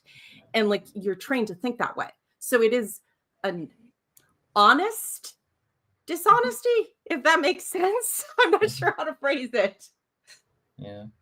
Well, maybe some of the, you know, the number problems in the Bible can be like, you know, the guy who was counting was told to, like, you know, make sure you got the number right, count the legs, divide by 2 or whatever. And, you know, then they gave the wrong number. He was distracted by those thighs. Thick thighs. Nobody. Daniel Brooks offers a comment, says, Aaron, if your mother hadn't waited until you were 7 or 8 years old to try to indoctrinate you into religion, do you think you'd still be here doing Blasphemers Bible? If she had begun the indoctrination that most kids live through, like as soon as they learn how to talk, they're already, as soon as they learn what language means, they're already constantly listening to lies. I might have not had the capacity to question, because that's what happens to a lot of people. It's crushed out of them, their natural curiosity and such, and a lot of people never get it back. I think you would have gotten out eventually. I think it would have taken a lot of time and a lot of effort, and you'd probably be a lot more traumatized. But I think you probably, because there's certain people who are just very uncompromising about actual truth. And if they're honest enough and you have the drive to be, they do eventually get out or close to it. Yeah, I have this idea that the more like intense your upbringing, like the more extreme religious upbringing you have, the more likely you are to see it's crazy. If that makes sense. Like yeah, if you're brought up in like mainstream or like whatever they call it, mainline church or whatever, you might not realize how weird it is, and it might not be that uncomfortable for you. You don't have the same what's that uncomfortable feeling you have when you believe two things that cognitive dissonance. Yes, like you wouldn't have the cognitive dissonance of like both believing in the science you're being learning in school and like what you're learning in church. So you'll just go with it. Maybe you won't be as strict with yourself. Maybe you won't go to church as often as your parents or whatever. You know, you'll be more relaxed about it. But there are lots of people who are capable of having a religion in that kind of casual way. And a large part of the evangelical movement and many previous iterations of it have been, and many Jewish cults and cults in every religion have been, how dare you be so casual? We must take it seriously again, as we always ought to have, yada, yada, yada. And then they force back into the most insane extremities. But yeah, people who are raised in that more casual vibe often find it very difficult to believe that the severe people exist, because they don't have that experience. Yeah. Yes, I'm saying like if you brought up with a very extreme mindset, I feel like it's, I mean, they also normally have more kids, so you might think that there's more religious people growing, but actually, you tend to swing to the extreme in or out. Yeah, I think every family, if you go to a religious community, every single family will have the one kid and the one child in their family who's completely not associated with religion in any way, and I don't think you'll get necessarily have the same thing in like a regular. I don't remember the origin, but there was a proverb that the only two people in the village take God seriously: the priest and the atheist. Village priest and the village atheist. And they're, in small villages, there is a village atheist. I just have to shout out Public Image's religion, both parts. Just listen to that. So. Okay. Never heard of that. If it's something that I'm guessing that's a song. It is a song, yeah. I mean, there's two parts. Here, I thought it was going to be like a video essay. You say Public Image. Are we talking about Johnny Rotten? Yeah, John Leiden. Yeah. But you will enjoy it. You will enjoy this song. I promise you that. I was going to say, if it's only a Tomer listens to, it probably sucks. I mean, yeah. Stop flirting, Lawrence. You know he loves you. Okay. So on verse 9, the threshing floor of Kidon. In Hebrew, it's Goren Kidon. 2 Samuel 6:6 reads Goren Nachon, the threshing floor of Nachon. The Rinic Kidon is also found in Vulgate and in Josephus in Antiquity 781. The word is absent from Septuagint, probably due to haplography. Traditionals like Pseudo-Kara, Kimchi, and Botseko take the two names to refer to the same place. Kimchi adds another possibility. It was called Kidon because Uzzah died there, in the sense of let his eyes see his ruin, Kido, in Job 21:20. Forky Samuel A and Lucianic recension of Samuel read Nidan or Nodan. Japhet writes that the names Nachon, Kidon, and Nodan are orthographically close, but the degree of proximity varies. She writes, quote, one could reconstruct the various possible orthographic processes, but no decisive preference can be established, end quote. Peshitta reads, the threshing floors which were high, and Targum, a place which had been prepared. Oh, interesting. What was the one you wanted to look up? Exactly. Excuse me? Public Image what? Religion. It's just okay. Thank you. Yeah, you will love this. You will absolutely love it. I have no doubt.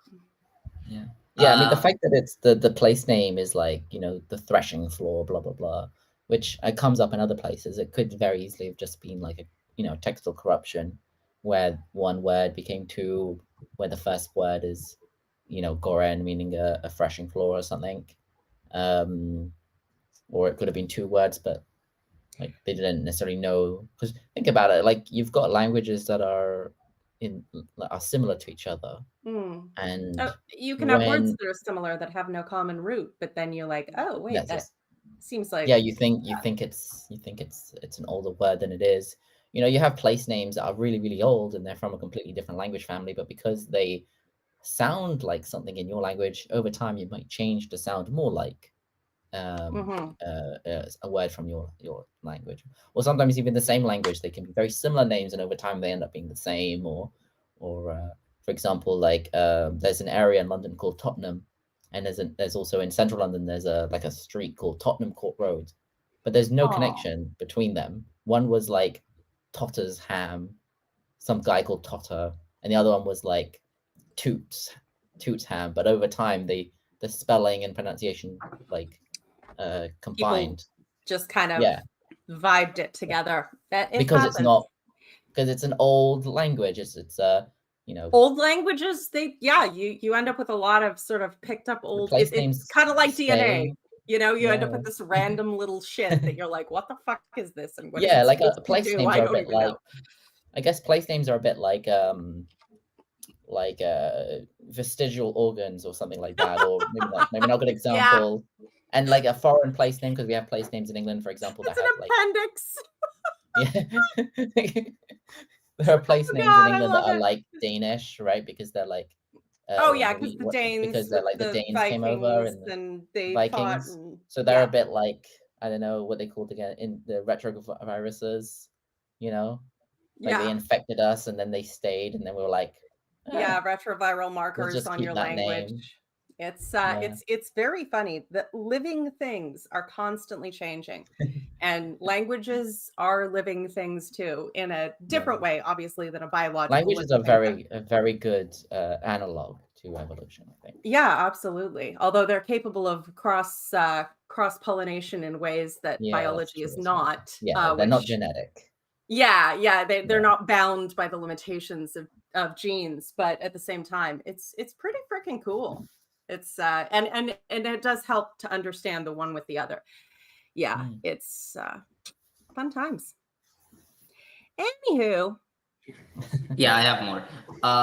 Okay, so on verse 11, Peretz Uzzah, Klein comments, the text provides a folk etymology for the name of the town Peretz Uzzah, meaning breaking forth of Uzzah.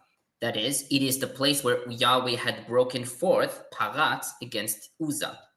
An otherwise unknown place or sanctuary got its name from the divine attack on Uzzah, just as the place where David defeated the Philistines was later called Baal Peratzim in 1411, aka 2 Samuel 5:20.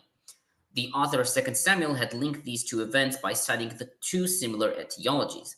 But because the chronicler put his equivalent of 2 Samuel 5:11 through 25 at 1 Chronicles 14:1 through 17, the etiologies now appear in reverse order. That is, the attack on Uzzah and the name Peretz Uzzah now come before the battle with the Philistines and the giving of a name to Baal Peratzim. The chronicler later indicates that it was not Uzzah's error, but the failure to have the Levites carrying the ark that led to the failure of this attempt to bring the ark to Jerusalem. Compare 15:13. I mean, there's also, some of these place names might have had like Canaanite god names in them, and then they would have wanted to overwrite to them with something else. And I could see them like hating on a character that had killing a character that has the name of some, associated with some god, just as a bit of petty religious vengeance, because that's definitely a vibe.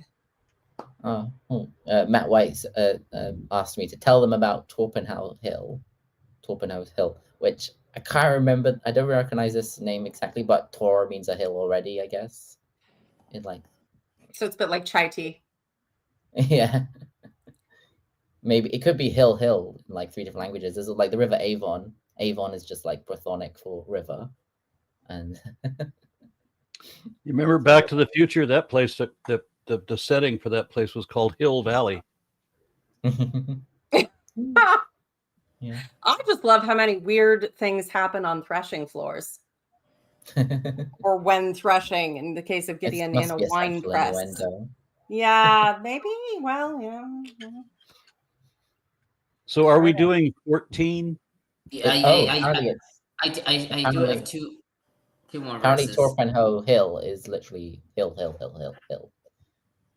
It could be like Latin, Welsh, Danish, and English or something like that. That's so funny. Okay, so it's 5 kids in a trench coat punching each other. I'm telling you, English is not a language.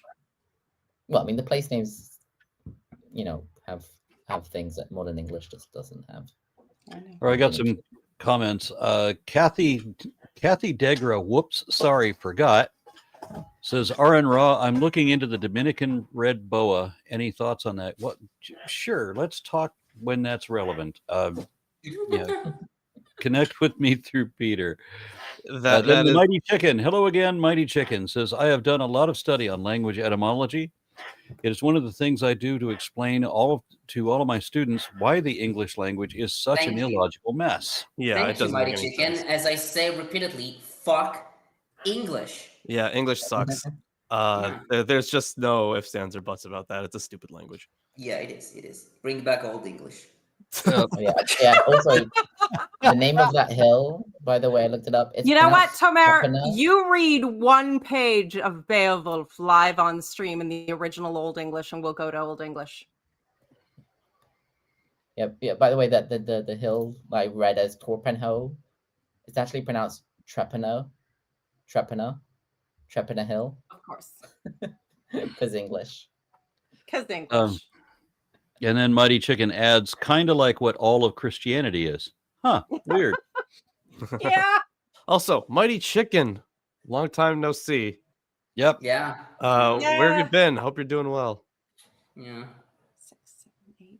He told a little bit in the comments, his life got a little bit crazy there, and he had an insane roommate of the demon banishing kind, actually read the Peretti books, took them seriously, but is an adult and not a teenager, because Christian teens have that phase. But no, now. So he's been a little,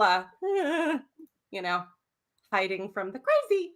And he might be getting back sometime soon, so that's good news. That would be cool. Yeah. We've had this 5 people for a long time now. 4, 5, 6, I don't know. Yeah, there's Homer's tired of us. It's been a while. No. We've seen Mark. Yeah, he's also having personal stuff. So. Yeah. Okay. So on verse 13, the house of Obed-Edom the Gittite. In Chronicles, Obed-Edom was a Levite, 15:18, 21 and 24, 16:5, 26:4 forward. While this tradition was picked up by Josephus in Antiquity 783 and traditionals, it seems that the earlier evidence in Samuel suggests that Obed-Edom was a foreigner from Gat, most probably Gat of the Philistines. The name Obed-Edom means servant or worshipper of the god Edom, though scholars generally take the designation of Obed-Edom as a Levite to be an attempt by the chronicler to explain why the ark resided at Obed-Edom's house. Japhet suggests the possibility that this was an ancient tradition. And finally, on 14, Dirksen comments, in verse 14a, the preposition in, is added, im beit Oved Edom, with the house of Obed Edom, while the Gittite in 2 Samuel 6:11 is replaced by in his house. Some scholars, like Curtis and Matson and Robus, translate at the house of Obed-Edom in its house, i.e. of the ark, and conjecture that the chronicler deliberately introduces these changes because a sojourn of the ark in an ordinary house would be at odds with its status. Though theoretically possible, this interpretation is not very likely. It is better to translate with the family of Obed-Edom, precisely as in the second part of the verse, where Bait does not admit of a different translation, and to relate in his house to the house of Obed-Edom. There is no material or textual reason to follow Rudolph and Meyer in deleting Bait and translating with Obed-Edom in his house. The addition of im is perhaps an adaptation to the end of the verse. Chronicles here has, and Yahweh blessed the family of Obed-Edom instead of blessed Obed-Edom. The Chronicles reading agrees with that of Septuagint on Samuel, the entire house of Abedera, which suggests that both go back to a Hebrew variant. The adaptation of "in the house of Obed-Edom" to "blessed the family of Obed-Edom" could be achieved in a way that is as easy as it is elegant, by adding "im."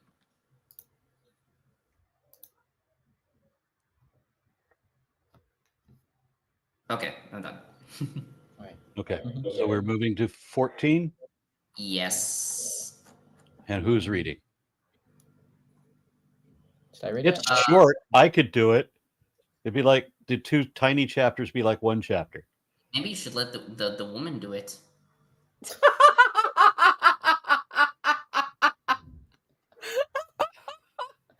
Oh, Tomer, you are a brave boy.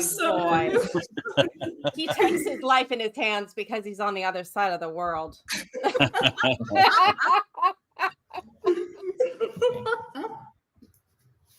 Oh, God. Okay, Aaron, you want me to do it or you?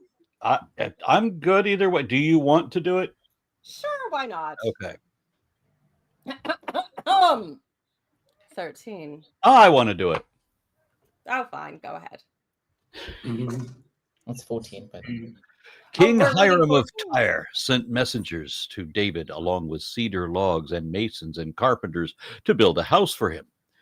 David then perceived that the Lord had established him as king over Israel, and that his kingdom was highly exalted for the sake of his people, Israel.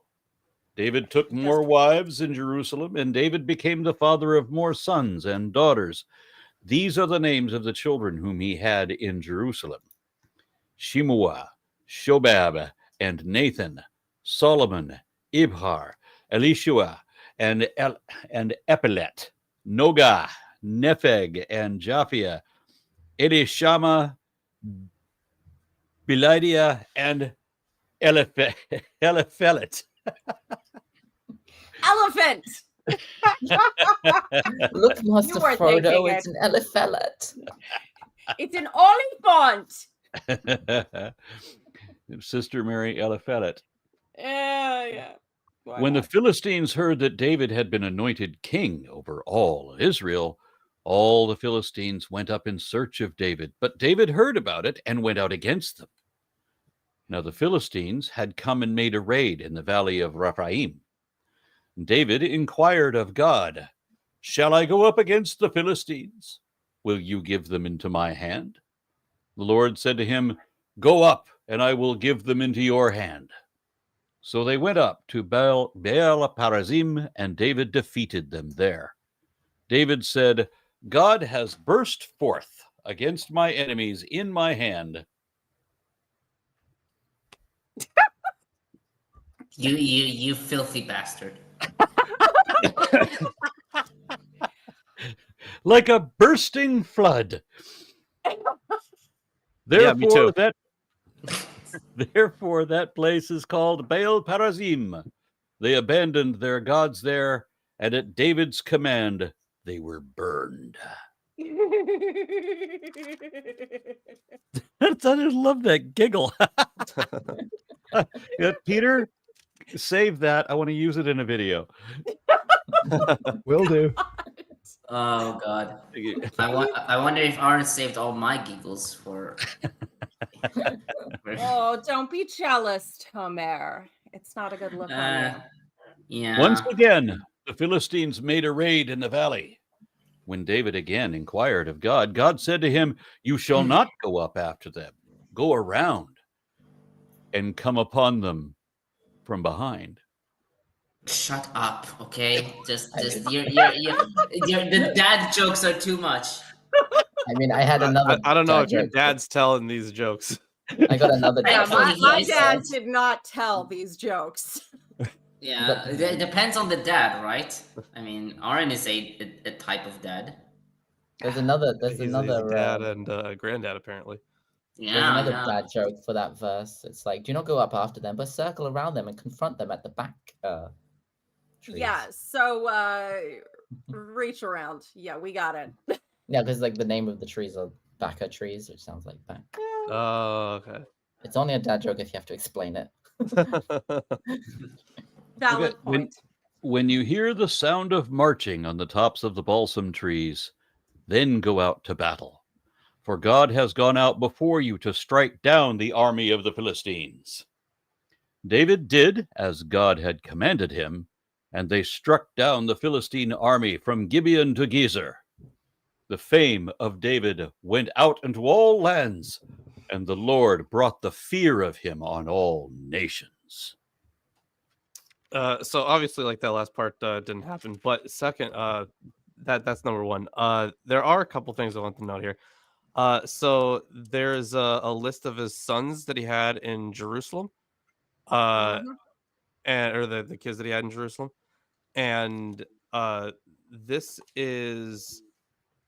is a similar list in chapter 3, but it's not quite the same. There are some differences. Yeah. So in verse 5, chapter 3, verse 5. These were born to him in Jerusalem: Shemaiah, Shobab, Nathan, and Solomon, 4 by Bathshua, daughter of Amiel, then Ibar, Elishama, Eliphalet, Noga, Nepheg, Yaphia, Elishama, Eliada, and Eliphalet 9. So Eliada became Bet Eliada. Okay. Yeah, and there was a Shemaiah also that is not Instead of here. There's Shammua. Shammua, yeah. Yeah. Which is interesting. It should also be noted that this section is primarily taken from 2 Samuel 5:11 through 25. If the previous one was 2 Samuel 6, then like there's also Chronicles 3:5 through 8. Yeah, I just read that. That's the one that was different, right? Yeah. Yeah. And let's see what else here. Oh, funny thing, right? Just in a note here, and I think Aaron's going to get a kick out of this. So obviously, when God burst forth against the enemies of David into his hand like a bursting flood, they called the place Baal Perazim, and that is apparently means Lord of Bursting Forth. I mean, God of wine and titties. Yeah. And the after party. Though it's interesting that the Vaticanus, the Septuagint in Vaticanus and Alexandrinus has breach of breaches. Dikopen Pharisein, which probably is a reading of Peretz Peretzim. Oh my God! I can imagine the Vatican creating the breeches of breeches, the best of the trousers, the one that holds in all of the bursting forth. Why do you think they wear the dresses? It's for ease of access. Yeah. Pajamas. So I don't sell the bed sheets. Okay. No. Oh wait, hold on. Oh, this is because this is the Septuagint's also the versing's different in here too. Yeah, I guess. Yeah, because I see at the end of verse 12 is when they were. Oh wait, hold on. No, never mind. Never mind. I'm misreading the English one actually. But yeah, the what else do I want to note? Right. So when it says here in verse 15 that God has went out before them, that's classic war god imagery. Yeah. He's literally at the head of the army. Yeah. He's running out with his sword, except he was never as cool as Theoden, King of Rohan. I'm sorry. Yahweh was never as cool as Theoden King. I have questions about, you're asking God, will you deliver them into my hand? Which means, and God says, yeah, I'll deliver them into your hand. Okay, great. So you run out onto the battlefield and lose a bunch of men because you still have to do all the work yourself. Yeah, but the magic bones or rocks or whatever form of divination we're using today said yes instead of no. And then instead of God the next time around saying, yeah, I'll deliver them into your hands, he says, no, only if you hide and do this sneak attack, then I'll let you win. I swear to God, some priests might have just been intelligent people trying to use magic to induce the king to not be an idiot. Because if you look at history, kings being idiots is it's a recurring theme. Yeah. I mean, it could be argued that it's like, how much God doesn't do things you don't deserve. So it's like, of course, there's the always first an time round, like, it's not like he's limited to what he can do. It's just like what would he do for you? So, if they come up to you with large numbers, God could defeat them very easily, but he doesn't think you deserve such splendor. So he'll only help you if you actually do it, follow the laws of physics. Yeah, I have decades of experience waiting for God's grace and help, and God can be relied on to do exactly fuck all for you. Nothing. Very consistently. Okay, so I'll start with verse 1. According to 2 Samuel 5:11 and 4 Samuel A, the craftsmen built a palace for David, in Hebrew, Vayivnu Bait LeDavid, which the chronicler changes into a purpose clause, to build a palace for him, Bivnot Lo Bait. Klein notes that in Chronicles, Jerusalem did not fully function as David's capital until the defeat of the Philistines. Dirksen, however, writes that we should be cautious about assuming a deliberate change, though, quote, it may be that the writer did not mention the building of the palace as a fact, but as a goal, thus emphasizing Hiram's embassy as evidence of God's confirmation, quote unquote, of David's kingship, end quote.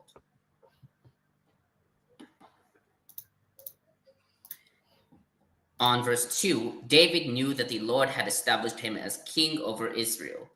Knoppers comments, the phraseology in this verse anticipates the dynastic language of Nathan's oracle in 2 Samuel 7, 8 through 16, aka 1 Chronicles 17, 7 through 14. The exaltation of David's kingship and line is a major theme in the Davidic promises. The tie between blessings for David and blessings for Israel is found both in Nathan's dynastic oracle, 17, 7 through 14, and in David's prayer in 17, 16 through 27. Indeed, the reciprocal relationship between Davidic and Israelite success is a prominent theme throughout 1 Chronicles 11 through 29. The latter is sometimes derived from the former, hence the assertion that God exalted David's kingship for the sake of his people Israel. In this context, the theme of divine blessing is important because it removes any doubt that the failure of the first attempt to bring up the ark in 13:5 through 14 reflected a negative divine judgment on David's actions.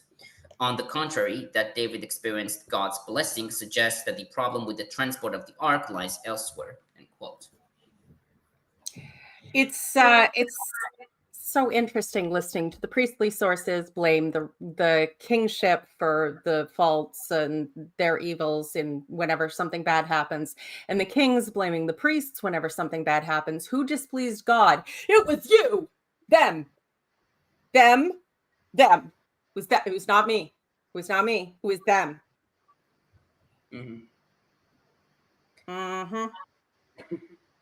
Okay, on verses 3 through 7, the chronicler emphasizes that David took more, Od, women in Jerusalem, and that he begot more, quote unquote, sons and children. Selman writes that this reading assumes the reader's knowledge of the earlier list at Hebron in 2 Samuel 3, 2 through 5. Japhet notes that the blessing of offsprings is one of the most generally recognized signs of blessings in the Old Testament. And the list here is another example of the Chronicles' method of employing a single list in two different roles. In 3, 5 through 9, it is part of the genealogy of the house of David, while in the present context, it is a sign of God's benediction, which is bestowed on David in Jerusalem. There are various variations between the names given here. 3, 5 through 8, 2 Samuel 5, 14 through 16, and Septuagint reading of 2 Samuel 5, 16a. Knoppers notes that many have followed Wellhausen in thinking that 2 Samuel 5:15 of Masoretic text is the most primitive reading because of the repetition of Eliphelet in all the lists and the obscurity of the name Noga. McCarter, however, argued for a haplography in the tradition represented by the Masoretic text of Samuel. Dirksen notes that some scholars believe that the form Eliada in 3:8 is a later form of Be'eliada, in which the element Baal was replaced by El. He writes, however, that this view is not necessary.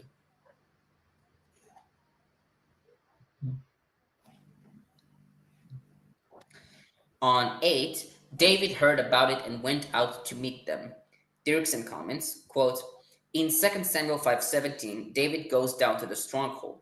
The text of 2 Samuel 5 prompts the question, does the stronghold refer to Jerusalem or to a mountain stronghold, which would point to the period before the capture of Jerusalem? This uncertainty has been removed in the Chronicles text. Perhaps he thought that after the conquest of Jerusalem, David no longer needed a mountain stronghold, or that an attack on the enemy was more benefiting of David than the taking of a defensive position.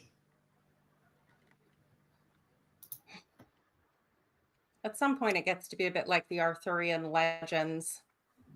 There's a couple of different, versions floating around and this and that, and just kind of. But it was all very grand and very important and divine, and they had the holy hand grenades, so On 9, the Philistines had come and raided. I didn't remember. On verse 9, the Philistines had come and raided. Hebrew for raided is vayifshetu. According to 2 Samuel 5:18, the Philistines have spread out, vayinteshu, a rabbinic attested in Vulgate, and Targum. Though Pseudokara and Gersonides take both words to mean the exact same thing, Klein suggested that the variant may have arisen because of the graphic confusion of nun and pei, and the interchange of shin and tet. Johnstone writes that the chronicler uses the verb pashat for the assonance with Philistines, as in 10:8. On 10, David inquired of God. Selman writes that the chronicler repeatedly emphasized that in these battles, David sought God's direction, and that God was the chief agent of victory. The chronicler uses the phrase inquired of God as it did for Saul in 10, 13, and 14. Johnston notes that the contrast between the two is, quote, made plain between the scrupulous faithfulness of David and the catastrophic faithlessness of Saul, end quote. Note also the play on LeYisra'el, inquire, and Saul's name, Shaul, who inquired of a necromancer, Lish'ol Ba'ov. I love how they're always trying to blame Saul for not consulting the Lord. I remind you of the two reasons that God took the kingdom out of Saul's hand. One was that he only mostly genocided. He didn't quite completely. But the other one was that he personally offered a sacrifice to God and didn't wait for Samuel. So he was a little too overeager to ask of God. So yeah. Sure, Jan. Asking the medium is also seen as a bad thing, even though he gets but he spent like the previous 3 months like begging God to talk to him and like writing letters, and this is like him going through his estranged cousin to try and get a letter in around something. It's ridiculous. On 11, Baal Peratzim, literally Lord of Breaches or Baal of the Breaches.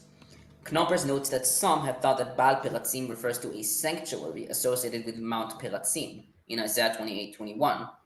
If so, quote, the sanctuary could be dedicated to either the god Baal or Hadu or to Yahweh as Baal. Klein writes that the reference here to Baal Peratzim at this point is anachronistic, since this site would only receive its name and its etiological explanation as a consequence of the battle this verse describes. Vaticanus and Alexandrinus read Diakopen Pharisim, possibly reading Peretz Peratzim, breach of breaches. Peshitta reads Valley of the Breach, and Targum Valley of Peratzim. Oh, it's funny, isn't it? Yes, it's very funny. Although I do note also that Baal is a bit like El in the sense that not exactly. El as a term is more universal, but there can be times where Baal or Baal more appropriately, is used as a sort of god of a generic low G god, not talking about big G god, but in the sense of god of the this or god of the that, a bit like El and El at one point being a specific god and still sometimes referencing a specific god, but then also being used in place names and terms as lord of the this or that. Yeah, it's like master of whatever. Yeah. Like the, I mean, it's used in Hebrew like later as well as like husband, like, you know, master of the house or whatever.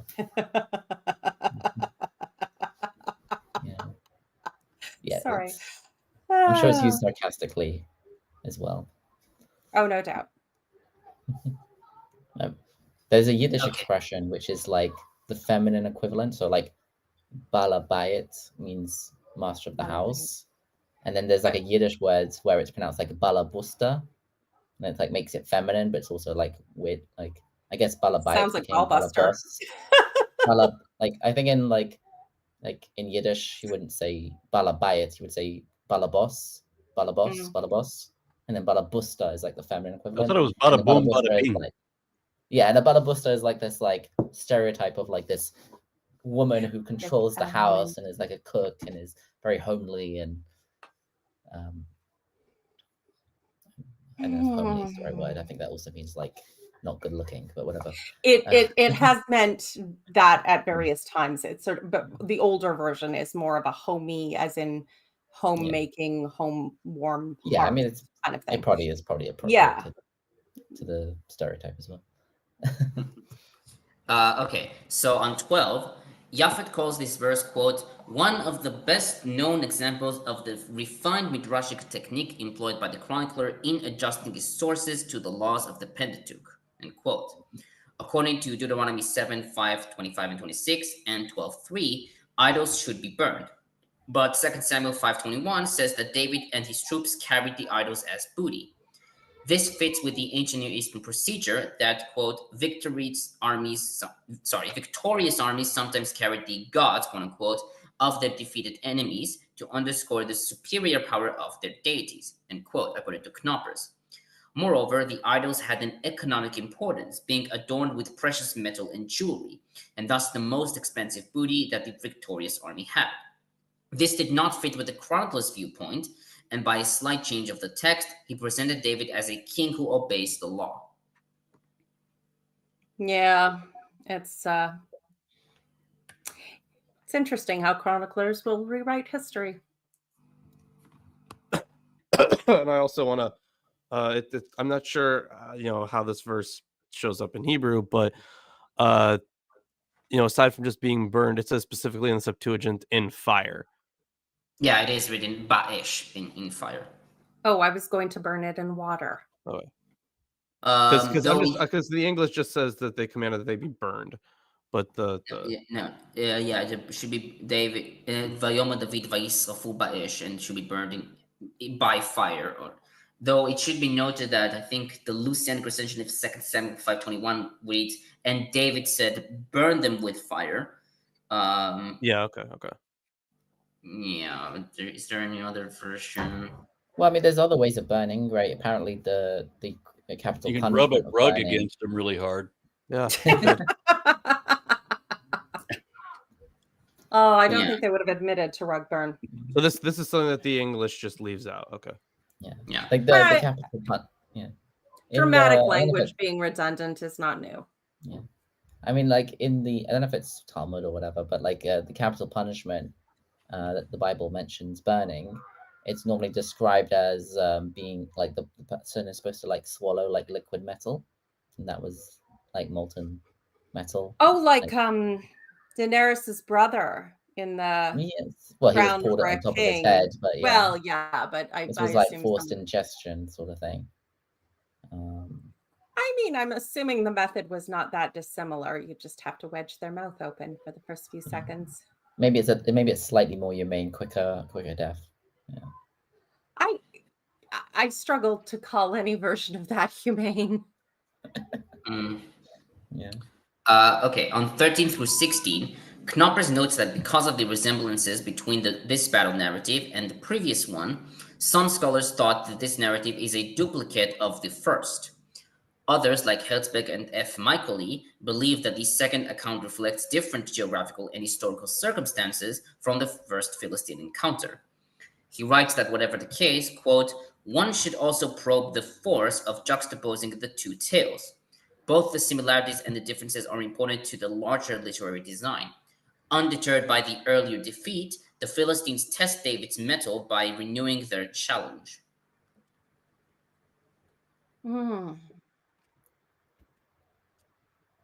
And finally, on 17, the chronicler adds his own note to the narrative. Japhet writes that the chronicler, quote, places the consequences of the Philistine wars in a broader context. David's victories secure him from additional wars because the Lord brought the fear of him upon all nations, end quote. Klein writes that the lands may refer to both other nations and to the lands of Israel that David had invited to bring the ark to Jerusalem, though the emphasis is mainly on non-Israelite nations. He further writes, quote, Moses is right, therefore, in seeing in these two Philistine defeats a paradigm for God's support for Israel against all enemies, as long as the king and the nation would seek Yahweh or the ark.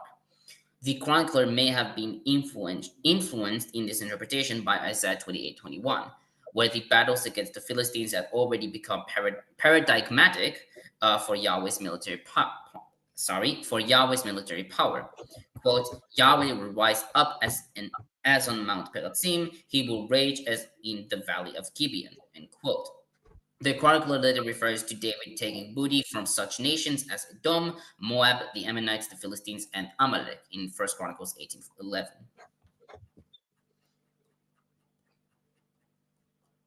Yeah, I'm done. Okay, we got another comment. This Chakara offers $2 and says, join Aaron Ra on the line and annoy Matt Dillahunty. Yes. Shouldn't it be join Aaron Ra on the line annoying Matt Dillahunty? I mean, you guys have been friends for a long time. Yeah, you gotta annoy him, right? I think you guys get along. Oh, yeah, I annoy him really easy when I'm not even trying. That's what friends do. Isaac can back me up. We both have enough British in our background to know that if your friend won't call you a bastard, you're not truly friends. Yeah. Okay. What sort of friend are you if you don't call each other cunt? Yeah. Now, 15 is 29 verses. I think we can do 15. Yeah, Okay. we could do 15. The one time that I surprised Tomer with, yeah, we actually can do another chapter. Yes, yes. Aaron's got a hard stop. Well, no, my position has been moved. I was supposed when I started this today, I was under the impression that I was going to have to be on another show at 2. I've been told that it's been moved to 6. Okay. Well, if you like, I can read 15 about the ark being finally brought to Jerusalem. Okay. Shall I just get the whole thing out of the way? Well, the Nazis got a hold of it. There should be another. There should be another message. Oh, Yes. I did watch the face burning scene. It always cheers me. Should I paste it into the private chat so you can read it? Sorry, you can do that. Yeah, I mean, it's not up here yet. I'll just. Wow, Peter's really slacking today. Wow. I said. Yeah, copy I the name. don't see another one. At least I didn't get tagged Darrow in. Kane. Some Darrow Kane. Oh. Just write it. Yeah, Peter's really slacking. See. For some I reason, found it. Aaron, I can't believe you pay this guy. it didn't highlight me. God. Yeah, if we keep that idola idea into modern times, are all not cartoons that one. The one before real? that. Sorry, the one before that. The one that actually says "Gonna go for it." Oh yeah, it does say go for it. Okay, so how do idols work in this story? Does a statue/picture become alive by people looking at it, like believe in a thing, makes it real? If so, why do they say these gods are fake? Well, I'm not sure. Okay, in this story, there's It mentions them capturing them, right? Does it say that they're fake? I mean, it's a constant trope in the Bible, oh, your God doesn't see or hear. And of course, like idols are used to symbolize the God that is supposed to have already existed in some form, and this just, makes a connection. It could be like the thing is like idols have been used for a whole bunch of stuff, right? Like either just to symbolize the god or to be like this is like where the god's presence is. Like so, talking to this idol, you can communicate with the god easier. So that thing is not necessarily a god. Like a little radio receiver of the god. Kind of, yeah. I think like the parts of the Hebrew Bible that are more like, law about the law and stuff that talk about like how not to have idols and that sort of stuff. It seems to be saying that these other religions, they think that their idols are actually doing something, like that they're making fun of this like this primitive idea that their gods can be represented by idols, and like that they don't admit, for example, they wouldn't admit that that the temple had imagery that was akin to that idols, the ark but has exactly the same function as any idol. It does. Right. That's true. I would also say that when when we're reading this, we are reading it through the eyes of opponents. So like every view we're going to get monotheistic. The religious ideas. are not good at representing their opponent's developing position accurately. monotheism, but also yes, what Lilith said, they are not great at representing at steel manning other faiths.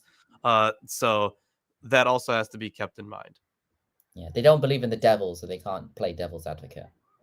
Yeah, the devil will come later. Aristotle will blame all of this on the devil. That's always fun. Yeah, it's sad, but anyway. So let's get our giant idol that totally isn't an idol to Jerusalem, because we are special. I mean, Americans are learning about idols again. They're willfully refusing to learn, as always.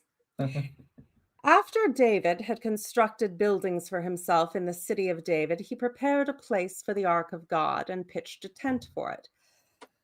Then David said, "No one but the Levites may carry the ark of God, because the Lord chose them to carry the ark of the Lord and to minister before him forever."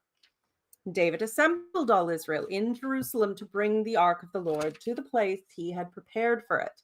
He called together the descendants of Aaron and the Levites, from the descendants of Kohath, Uriel the leader, and 120 relatives, from the descendants of Merari, Azariah the leader, and 220 relatives, from the descendants of Gershon, Joel the leader, and 130 relatives, from the descendants of Elzaphan, Shemaiah and the leader, and 200 relatives, from the descendants of Hebron, Eliel the leader, and 80 relatives, from the descendants of Uzziel, Aminadab the leader, and 112 relatives. Then David summoned Zadok and Abiathar the priests, and Uriel, Asaiah, Joel, Shemaiah, Eliel, and Aminadab, the Levites. And he said to them, "You are the heads of the Levitical families. You and your fellow Levites are to consecrate yourselves and bring up the ark of the Lord and the God of Israel to the place that I have prepared for it. It was because of you, the Levites, did not bring it up the first time, that the Lord our God broke out in anger against us. We did not inquire of him about how to do it in the prescribed way. So the priests and the Levites consecrated themselves in order to bring up the ark of the Lord, the God of Israel. And the Levites carried the ark of God with the poles on their shoulders, as Moses had commanded, in accordance with the word of the Lord. David told the leaders of the Levites to appoint their brothers as singers to sing joyful songs, accompanied by musical instruments, lyres, harps, and cymbals. So the Levites appointed Heman, son of Joel, from his brothers, Asaph, son of Berechiah, from their brothers, the Merarites, Ethan, son of Cushiah, and with them their brothers, next in rank, Zechariah, Jazel, Shamiramoth. What the fuck, guy? And you bitch about English. Shamiramoth. I think your version skipped a name. Zechariah. Yeah. Ben. Ben Yeah, Ben. and yes, Oh, okay. yes. Sorry. Interesting. There's a alternative, may not, some Yeah, because it could be the son of. odd. Yeah, It's odd. Yeah. It's a bit Ben. weird. So where was I? Jahel, Uni, Eliab, Benaniah, Masiah, Matthiah, Elphelu, Mikneah, Obededom, and Jael, the gatekeepers. The musicians, Heman, Asaph, and Ethan, were to sound the bronze cymbals. Zechariah, Aziel, Sheremoth, Jael, Uni, Eliab, Nasiah, and Benaniah were to play the lyres according to the almoth, which is possibly a musical term, I don't know. And Matthiah, Elpheu, Mikaniah, Obededom, Jael, Isaiah were to play the harps directed according to the Sheminith. Kenaniah, the head Levite, was in charge of the singing, and that was his responsibility because he was skillful at it. So there you go. At least someone had some talent somewhere. Berechiah and Elkanah. Yeah, Elkanah were to be doorkeepers for the ark. Shabaniah, Josaphat, Nathaniel, Amasiah, Zechariah, Benaniah, and Eleazar, the priests, were to blow the trumpets before the ark of God. Obed-Edom and Jehiah were also to be the doorkeepers for the ark.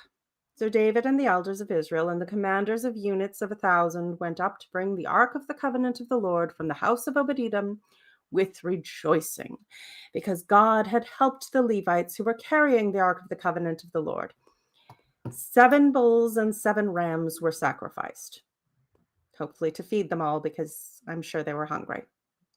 Now, David was clothed in a robe of fine linen, as were all the Levites who were carrying the ark, and as were the singers and Kenaniah, who was charged with the singing of the choirs. David also wore a linen ephod.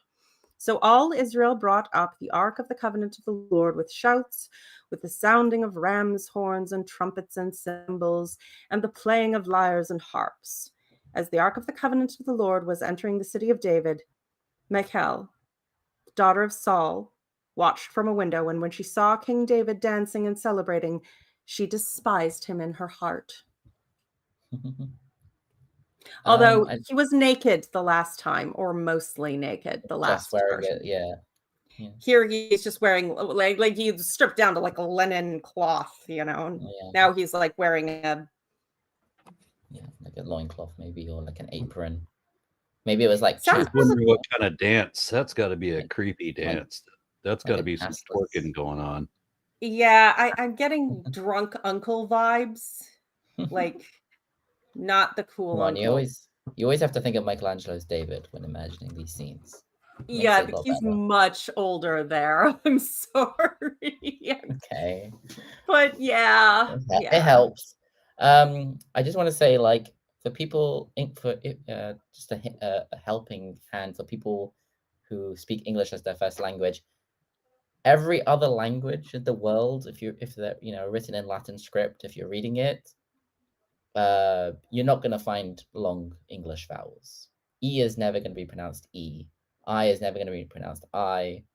It's always just use short vowels, and you'll probably get most, like 80% of the pronunciation. That doesn't make these any less ridiculous.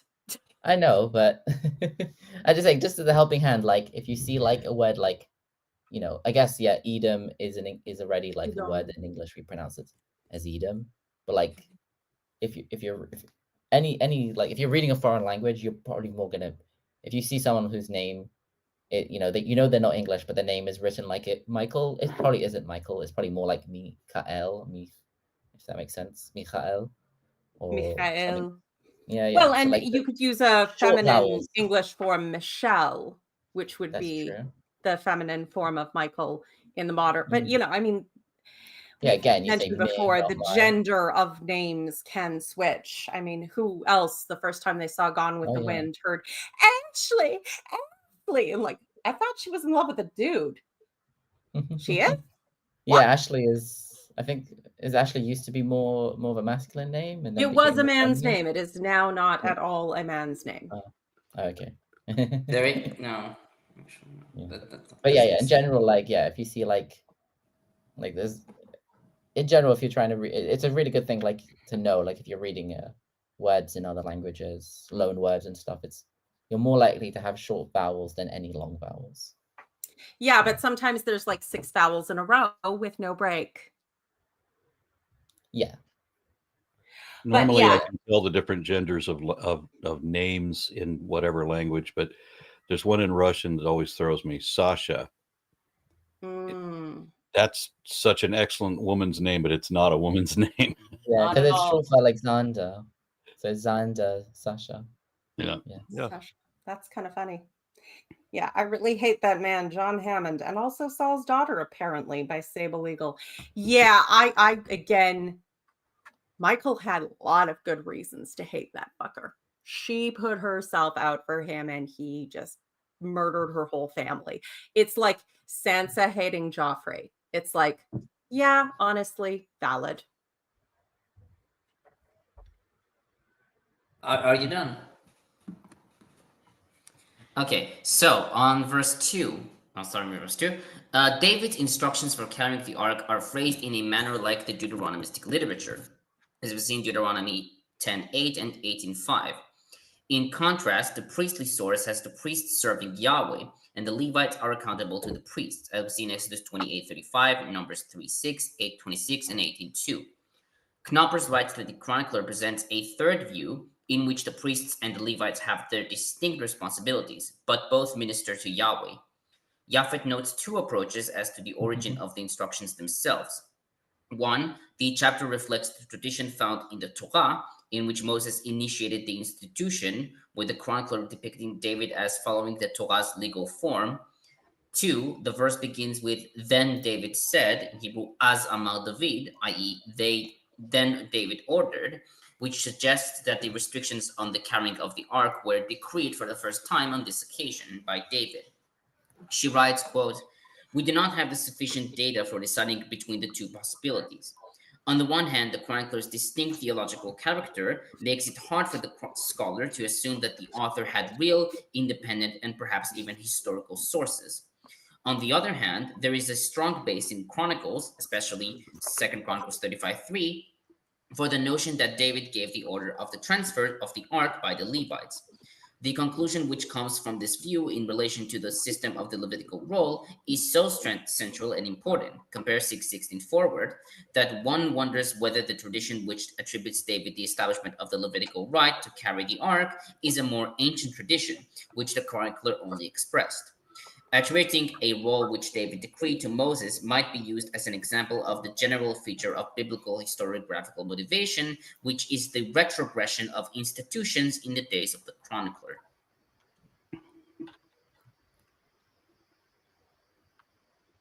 On verse 4, the sons of Aaron. Japhet notes that several commentators like Welch, Rudolph Williamson, and Dirksen take the sons of Aaron to be priestly additions, since the next verses mention only the heads of the Levites, while the priests are not mentioned at all in this narrative. She writes, however, that this conjecture has no basis in the writings.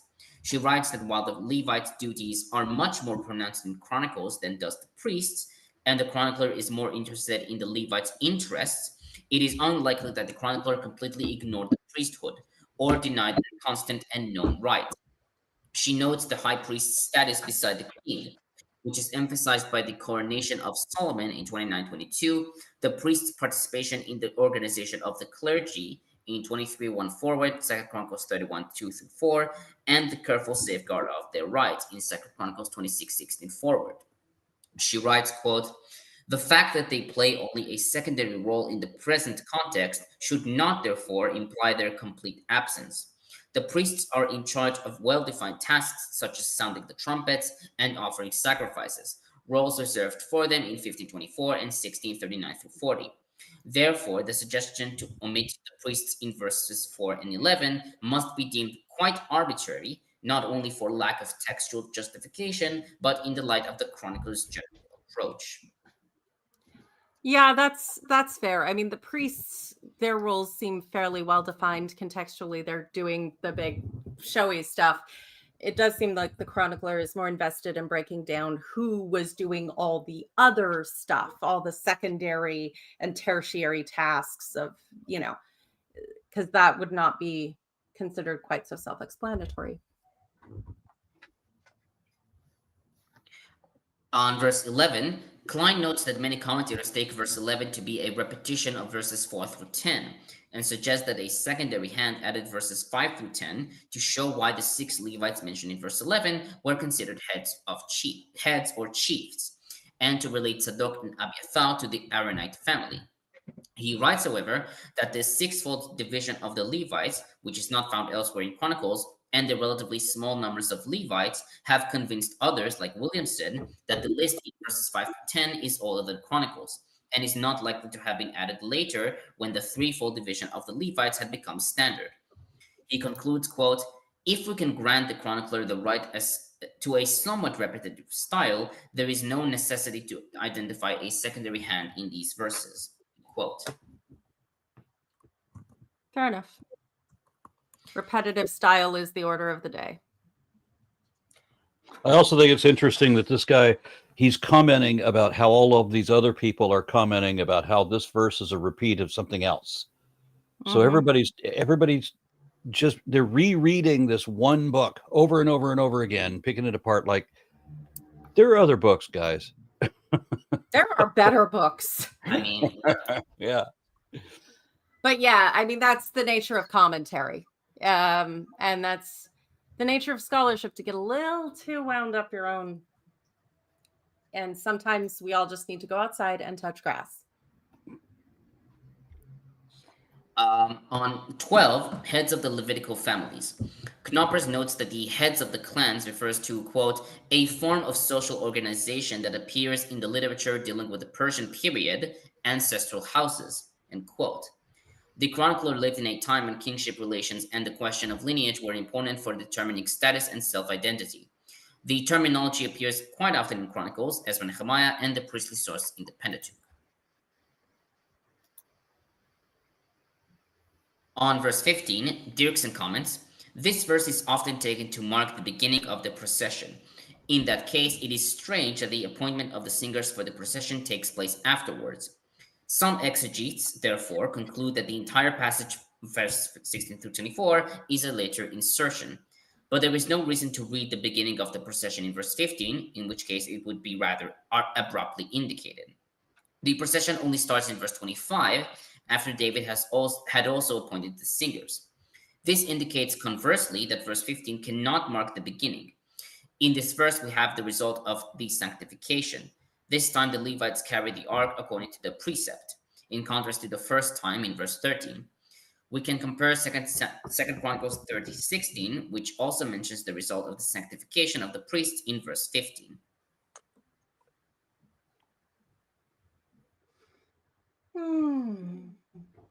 On 18, Zechariah. Masoretic text reads Zechariah ben, in Hebrew Zechariah ben.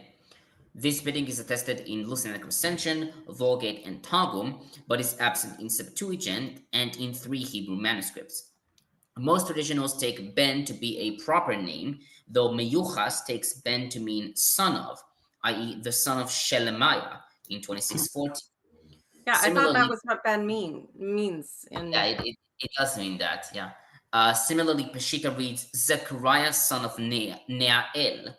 Most commentators follow Septuagint reading and take Ben of Masoretic text to be a scribal error. On verse 20, to Alamoth, in Hebrew Al-Alamoth.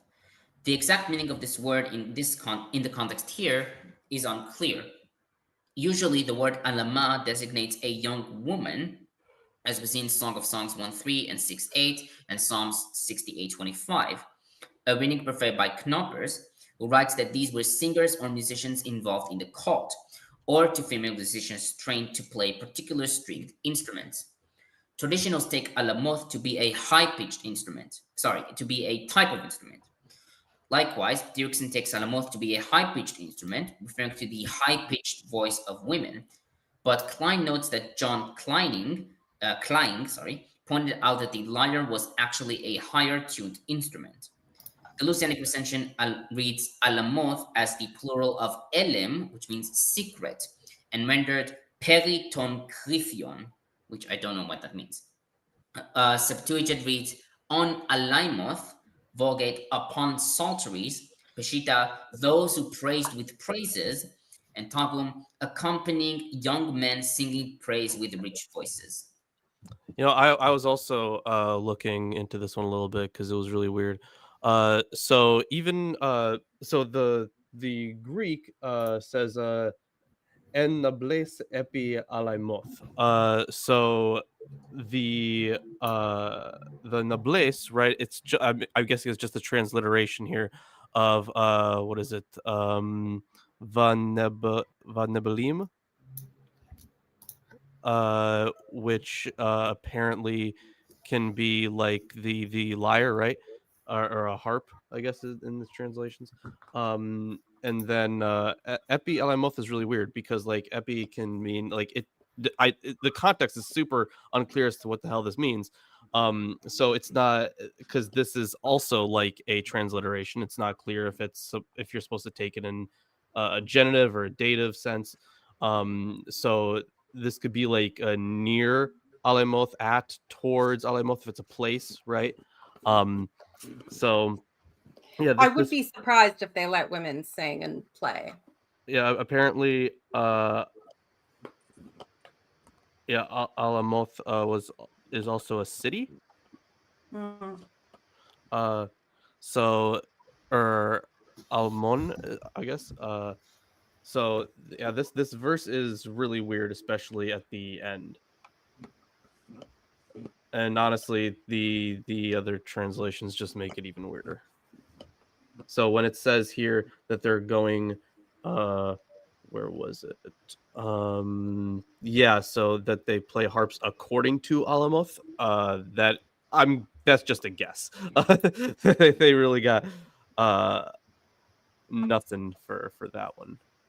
Fair enough. Because both from the Greek and from the Hebrew, to my understanding, I don't think Alamoth could that be even read as according to al there, the preposition? I mean, let's see. I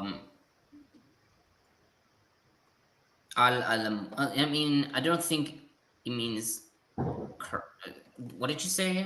Yeah, is it possible that it could mean according to? Because I'm trying to figure out where they got. I mean, it could Alamoth according to Alamoth, but like it's kind of awkward, this whole like reading. I would say it's a bit it's a bit obscure. It's kind of like the whole like Psalms thing on al mismo or not al mismo al menatzeach, or like all the superscriptions that song has. Okay, gotcha. Are like also obscure. Yeah, I mean I think I didn't say this. Yeah, there was Knoppers and yeah, the second group of Alamant. Set. I mean, Knoppers renders set to the voice of young women. Okay, so yeah, they're going with the young women etymology for that one. Okay. Yeah. Okay, but yeah, there's definitely a weird one. Chokora. Chokora. Yeah. Oh, so it's is it two? Is it two gifted? It was two. It was two in total. Yes. Thank you, Chokora. Thank you. Aaron. I like how Aaron was the last one to say thank you there. I think they like to hear your voice. Thank you. There you go. Okay, so on verse 22, Kenania, the head Levite, was in charge of the singing. Hebrew for in charge of the singing is masa, and its exact meaning is unclear.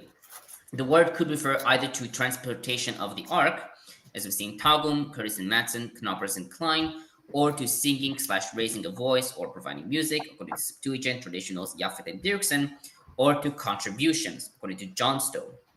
Vogt reads, presided over the prophecy.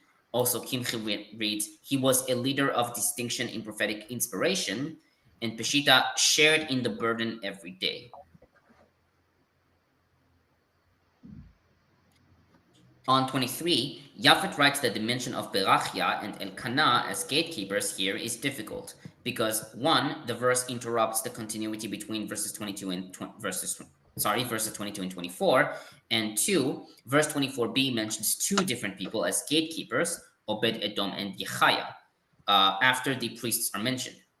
They are further mentioned in the permanent arrangements before the ark in 1638, but not Berachia and Elkanah. She suggests, therefore, that verse 24 is a later gloss, though its exact purpose is unclear. On 24, the priests were to blow trumpets. Dirksen comments, the blowing of the trumpets is a priestly prerogative, as we see in 16:6 and 2 Chronicles 5:12. Williamson sees this verse as an addition by the priestly reviser, quote unquote. The mention of the priests may be by the later hand, but this is by no means necessary. The chronicler recognizes the exclusive right of the priests to blow the trumpets, gives the priests their due place elsewhere too, and it is to be expected that, particularly in this festive procession, he will have the priests appear with their trumpets. However, the mention of the 2 gatekeepers at the end is a later addition.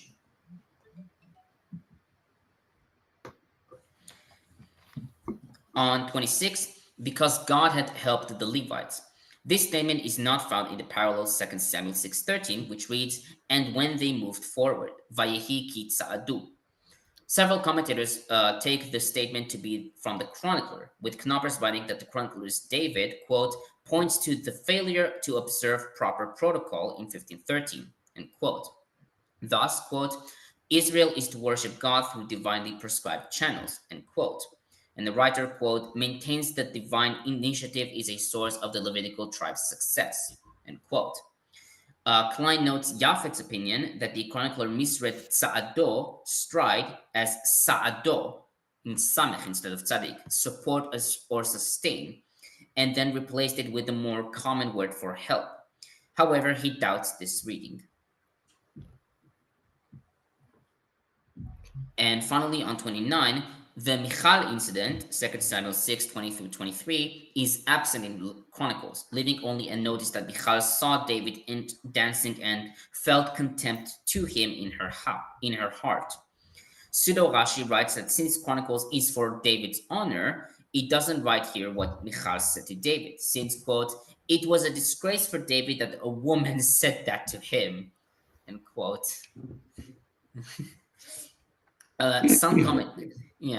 Some commentators see the notice as a result of an incomplete and inconsistent editing, with Curtis and Mattson taking it as, quote, a mark of the unskillful art of the chronicler, end quote.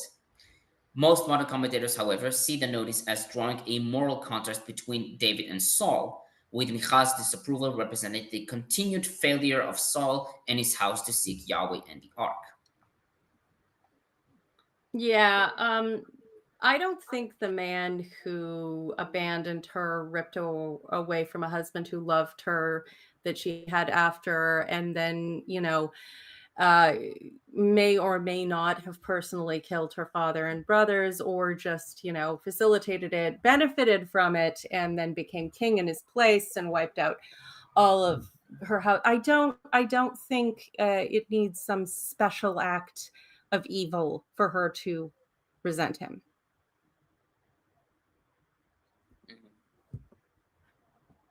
Joffrey and Sansa, people.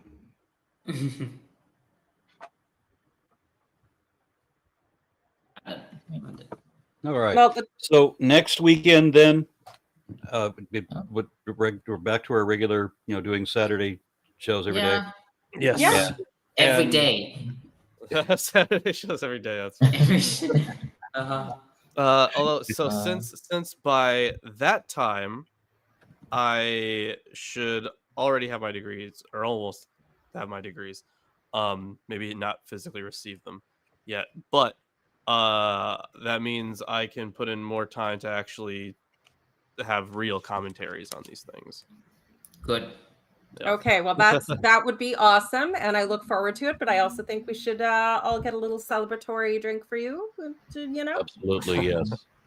Oh, we don't have time to do another one? No, probably not. The next one is pretty long, I think. The next one is basically like a combination of several songs. My allergy. Yeah, no, we don't have time. Yeah, Migraine my is. wife wants to do like a Mother's Day thing. Wait, is it Mother's Day? Tomorrow. Oh, But fuck, I also okay, have thanks my for reminding mom me.